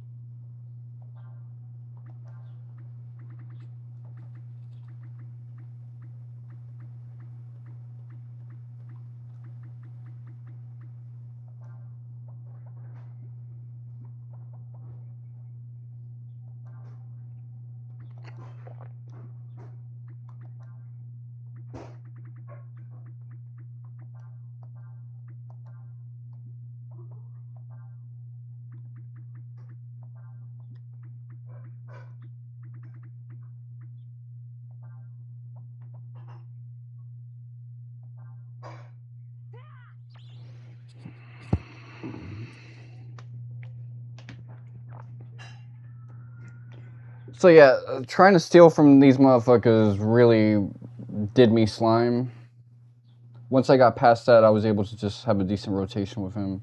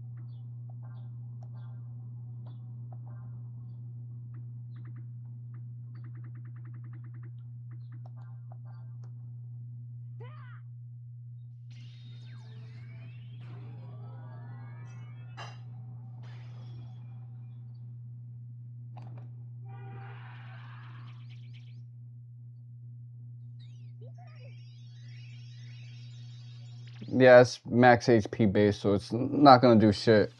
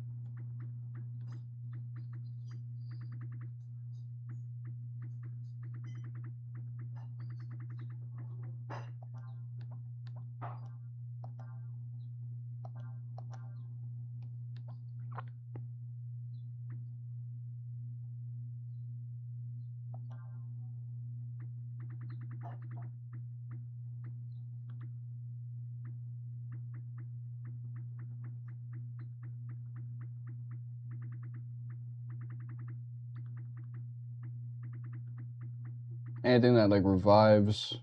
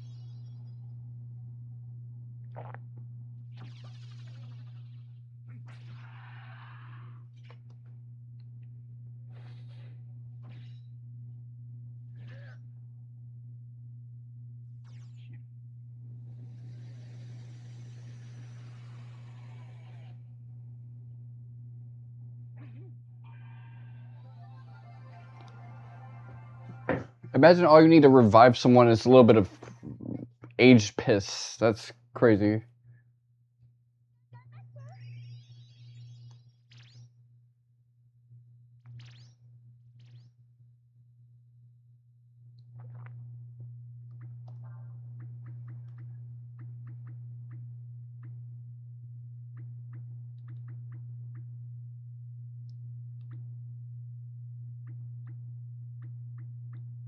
Holy attack.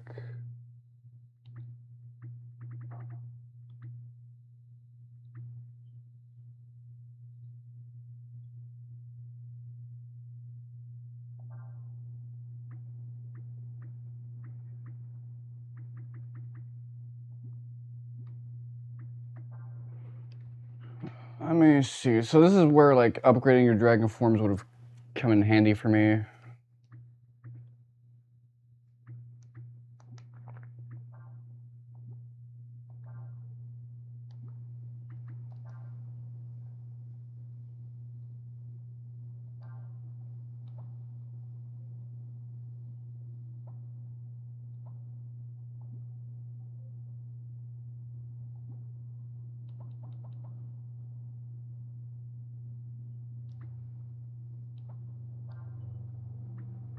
You got any healing abilities? No, you don't. So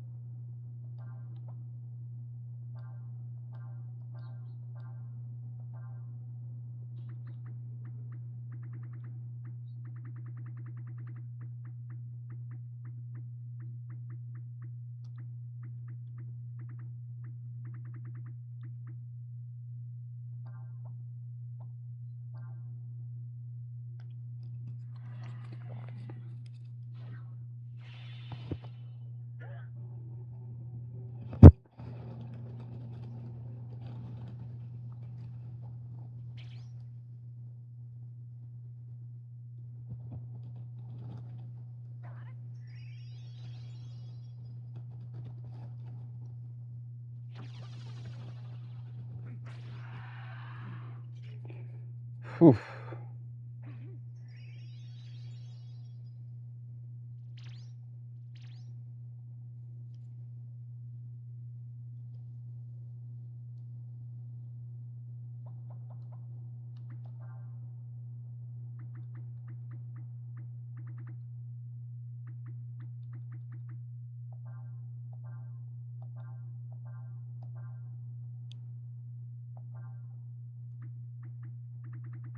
Anything that restores AP.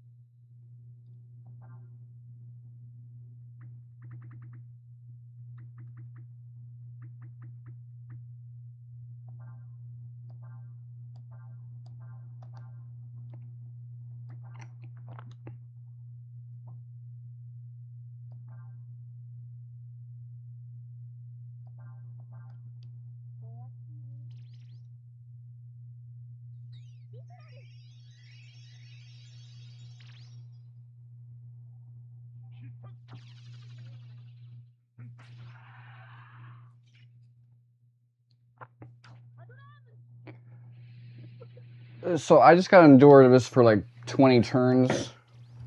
A little less than that if I keep other forms of damage.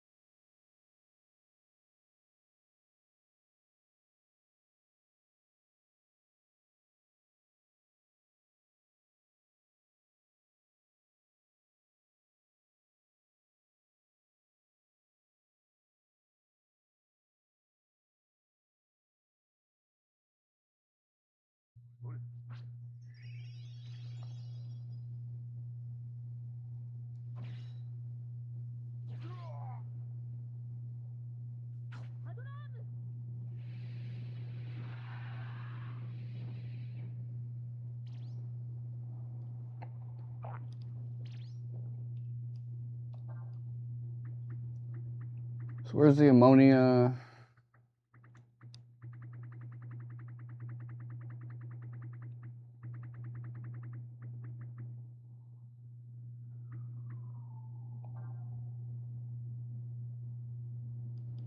I'll use the ambrosia actually.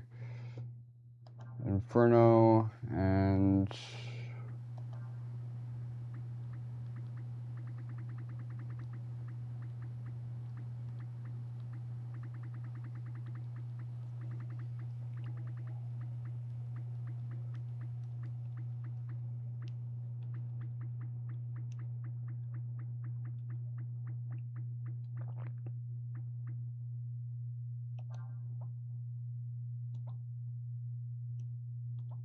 bring her back.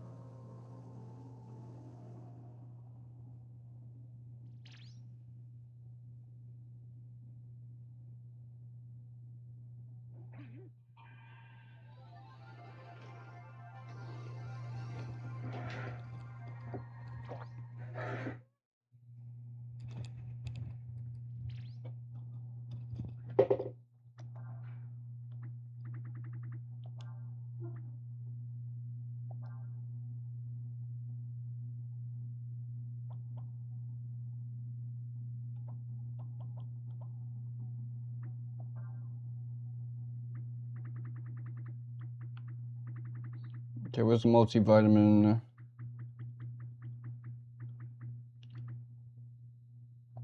Super vitamin. Let's give that to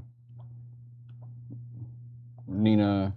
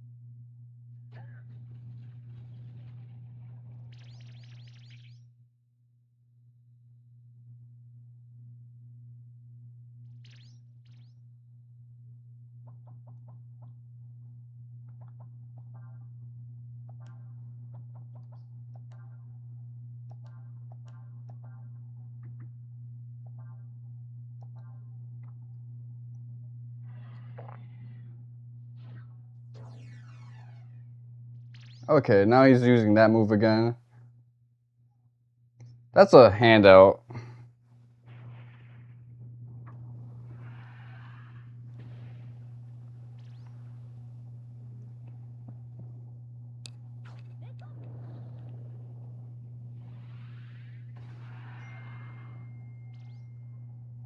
I'm familiar with your weakness to fire, so I'll take advantage of it.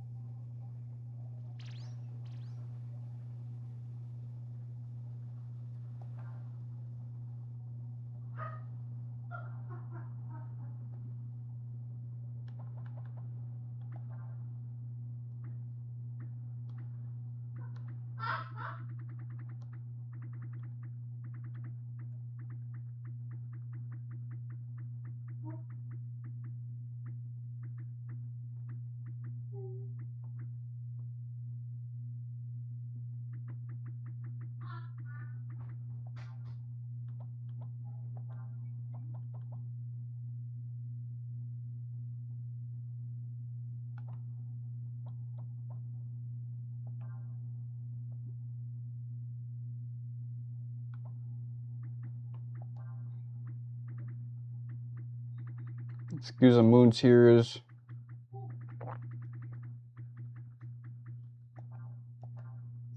And let's see if...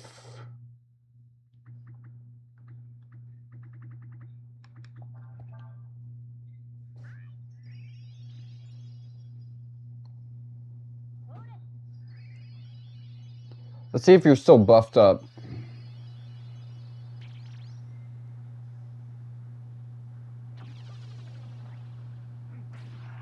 Nope. So you're gonna be our heal monkey.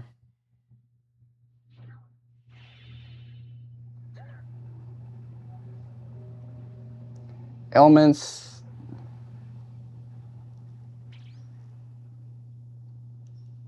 Okay, that was a freebie. But it could have been worse.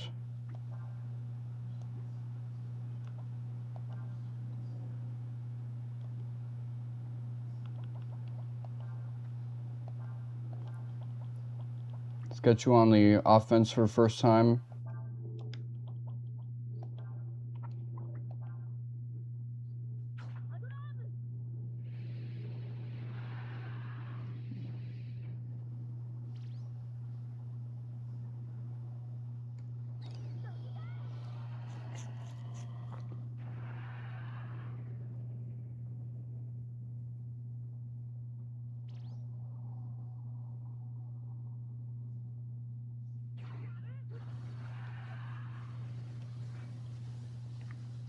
Didn't combo.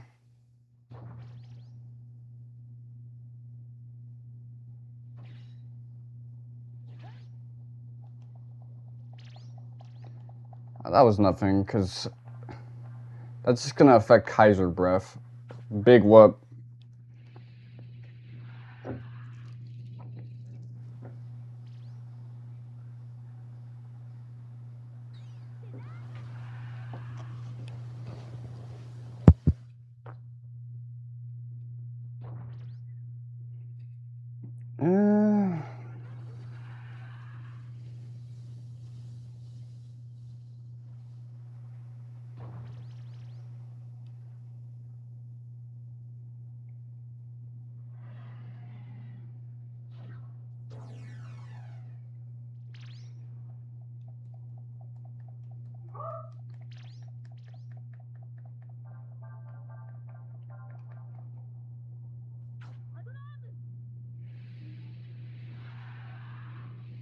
Let's get a real combo going.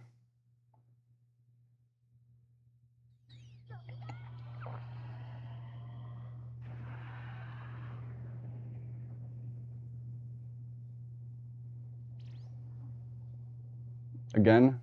Yep, there you go.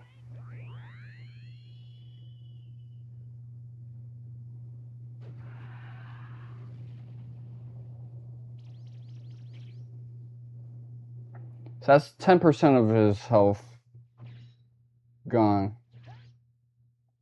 And then he responded with that useless ass turn. So I'm finally getting a break.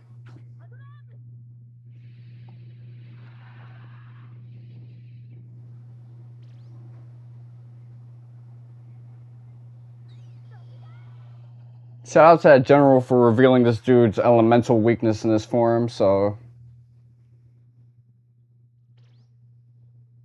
Come on, let's go.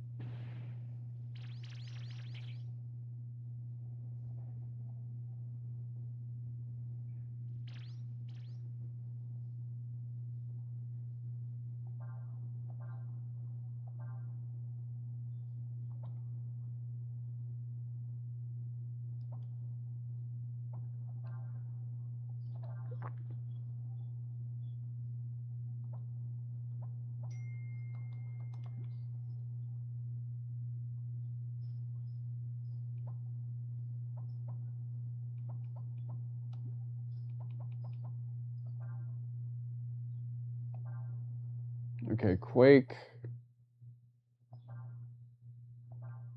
Inferno. Awaja.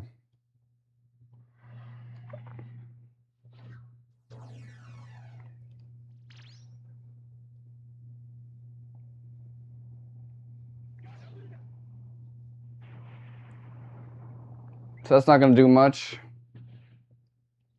But man, I need you to combo like crazy. Let's go.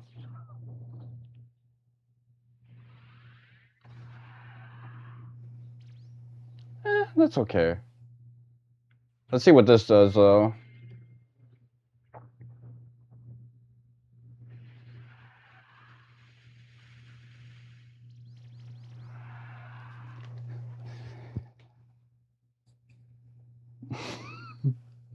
And just like that, Breath of Fire 4 is done.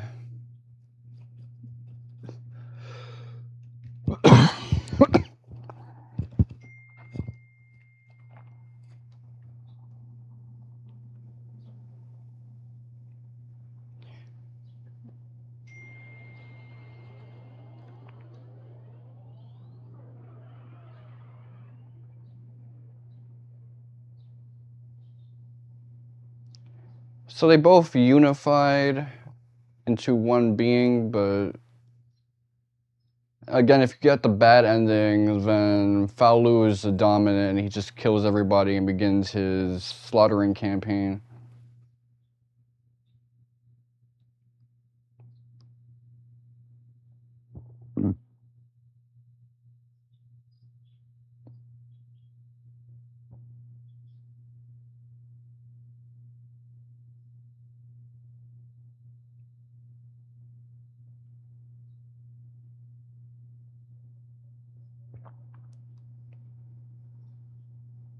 So he's no longer the silent protagonist to kind of showcase that he's different now.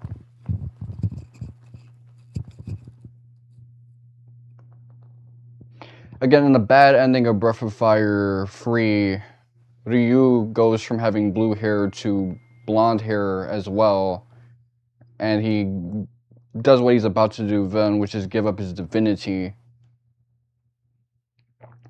But in that one, it's framed as a bad thing because it's, once again, subjecting yourself to someone who's a tyrant.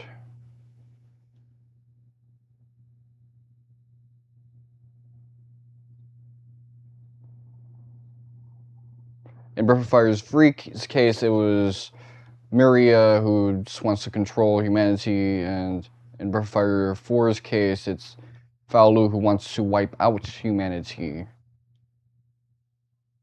Which, given all of the terrible things that people do in this game, I can't really blame Fou Lu for feeling the way that he does and doing what he does. But he's clearly mistaken and naive in his outlook that what he has to do is get rid of all of these mortals, go full on Zamasu.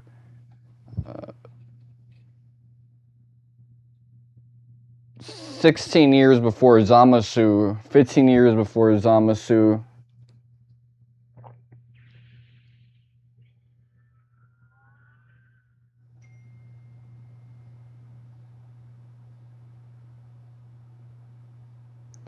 So at this point, he desummons all the endless.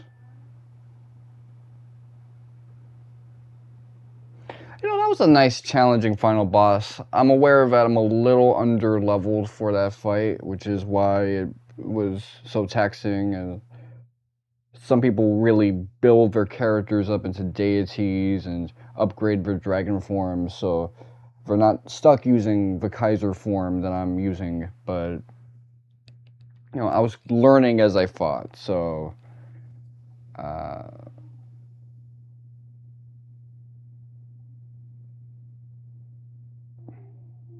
I know some people that they really get their levels up. There's a grinding trick you can use in this game that can really get you maxed out. And this game really intends on you being, you know, maybe late 30s, 40s, definitely more on the early 40s case, you know, getting all of Nina's best skills and possibly upgrading your preferred dragon forms, but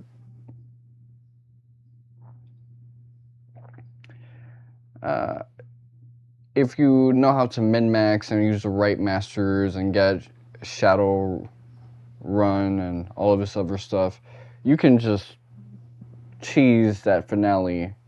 It's not the protracted struggle that I had to deal with.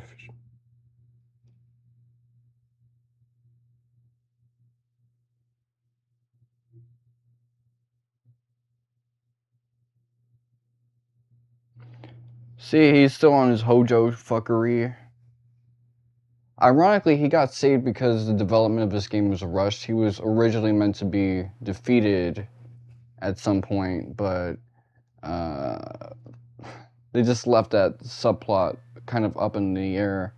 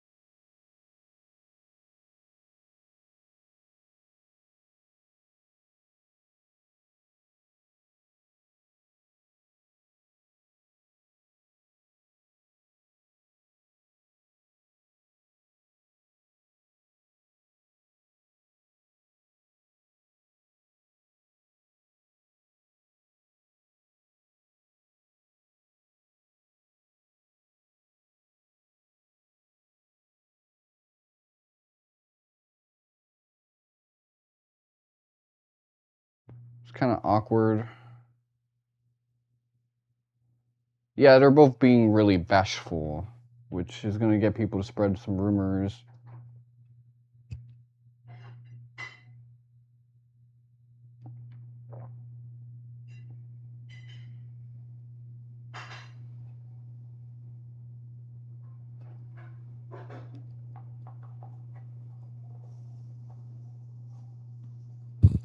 I think part of the reason why they keep Breath of Fire 4 so vague, they keep talking about Breath of Fire 4 in these like art books and developer interviews.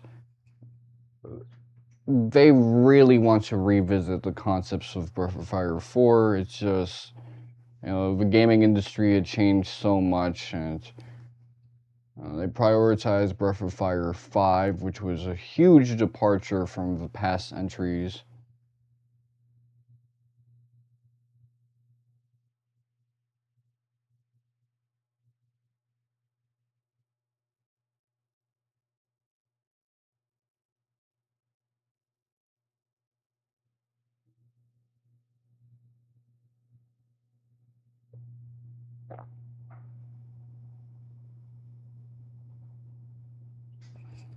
Well, the thing is, these guys alter destiny, so...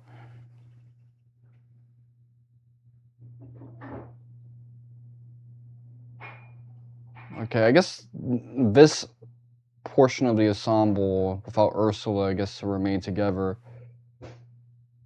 Anyway, let me mute this up a little bit. Can you hear it even?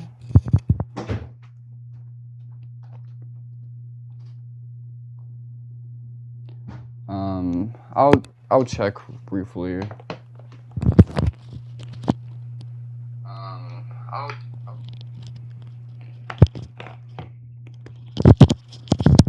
It really can't be heard, which is a good thing.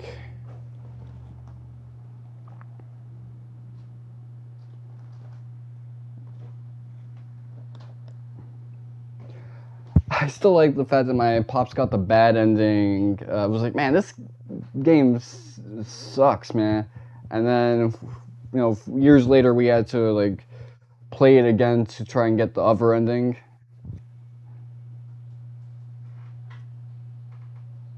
It's like that meme of when you agree with the main villain in a video game and you let him kill you and you just walk away. The game over is like the real ending. That's almost that, except the game is a little bit more accommodating. I gotta say, Breath of Fire 2 had the most chilling bad ending I've seen, whereas 1 felt more like a Michael Jackson thriller type of ending where it kind of hooks you with the last frame. Like, oh nah, there's still some bullshit going on.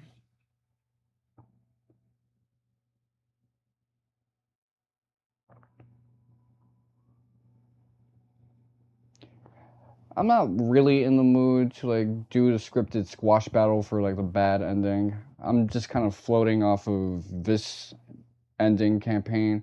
Oh, the anime FMV in the beginning was actually from Madhouse. I did not know that. So I'm trying to think, like Madhouse, they did Hunter x Hunter 2011. They did One Punch Man the first season. They were involved in a lot of like well-esteemed anime.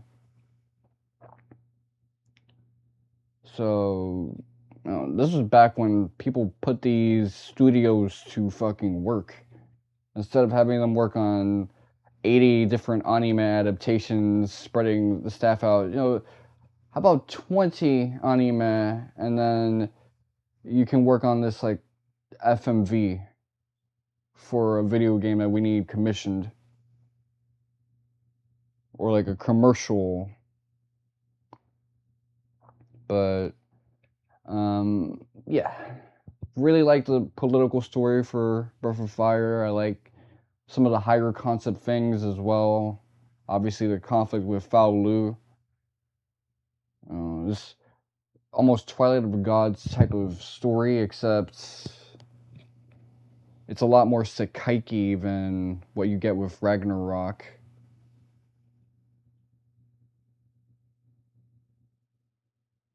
And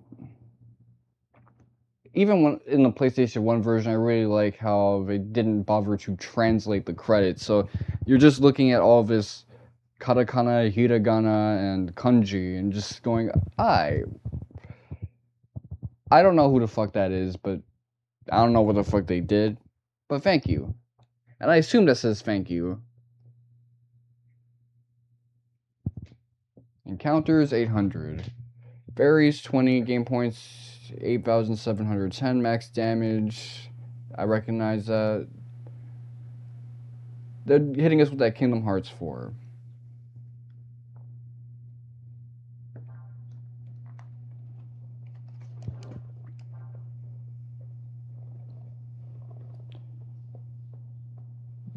Before Kingdom Hearts, not even Kingdom Hearts 4, just Kingdom Hearts in general. Like, they give us all the stats when you beat the game, which is unusual for an RPG, but I kind of like it. A little bit of artwork in the end, just showing you the creative care that they put into this, where they'll just have little touches like this.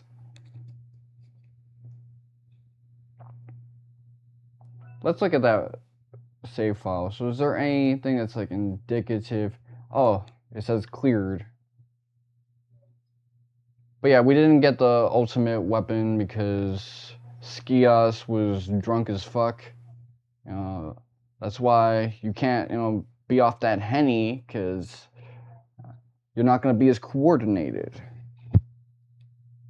You're going to be too lackadaisical as well. But anyway, I'm glad I revisited this.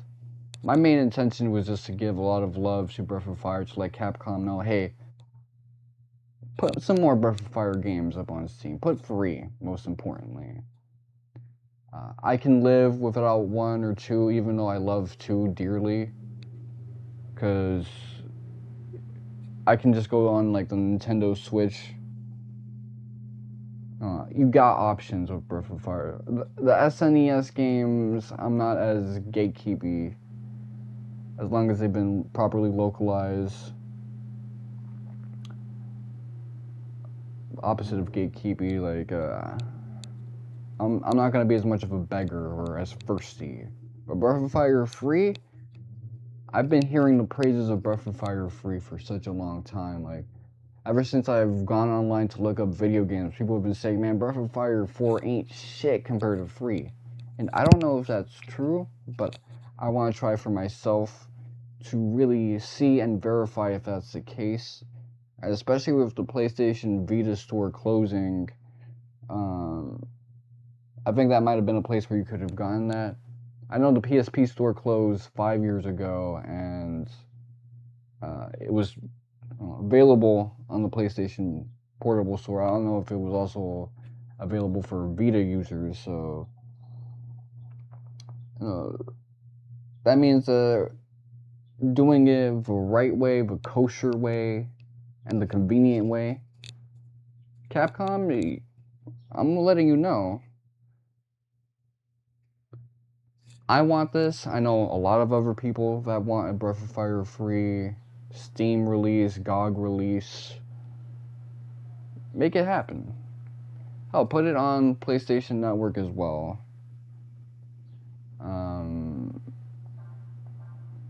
Let me take a brief look at this. Some people complain there's no world map. They got like a Tactics Yasumi Matsuno type world map, but that's not really that big of a deal. I'm not really disappointed in that because I think what they demonstrated allows you to get more scale than with a traditional world map.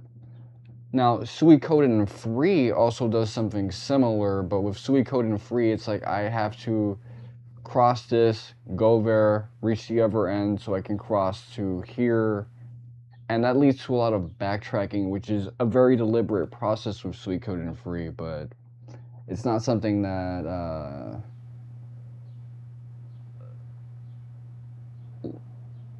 it's not something that you can deal with for a long time without feeling the weight of it. Like, oh wow, there's some friction there, and it's compounding. I love Suikoden 3. That at one point was my favorite video game, but no, I like the implementation here a little bit more. It kind of blew my mind. It felt even larger than a traditional world map just because of all the secrets and RNG elements and going off the beaten path. There's some complexity here that you seldom see in a world map game. Not even the Wild Arms game I'm currently playing free. But great combat system. Glad I could explore it with even greater depth than before. I haven't done everything with it, but that would really just mean I have to do a bunch of repetitious rote stuff, and I think I'm good with what I've done so far. But that's whatever. Great OST. Uh, Great opening FMV, sprite work with 3D backgrounds. I don't like the controls. I feel like the story got a little rushed, but plot gets dropped at some point. And early on, things kind of just happen. You don't really feel that like connection in the beginning. But that's it. Outside of that, you can tell I really like this game, and I'm really glad to be done with this game as well because.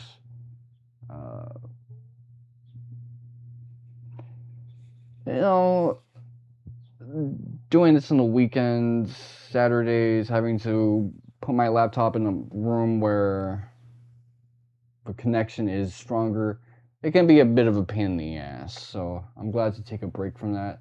The next time I'll stream a PC game or PC port will be Baten Kaitos.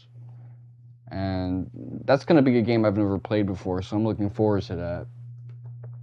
It's been your boy, Mr. Wonka7. Thank you guys for watching, and suck my dick.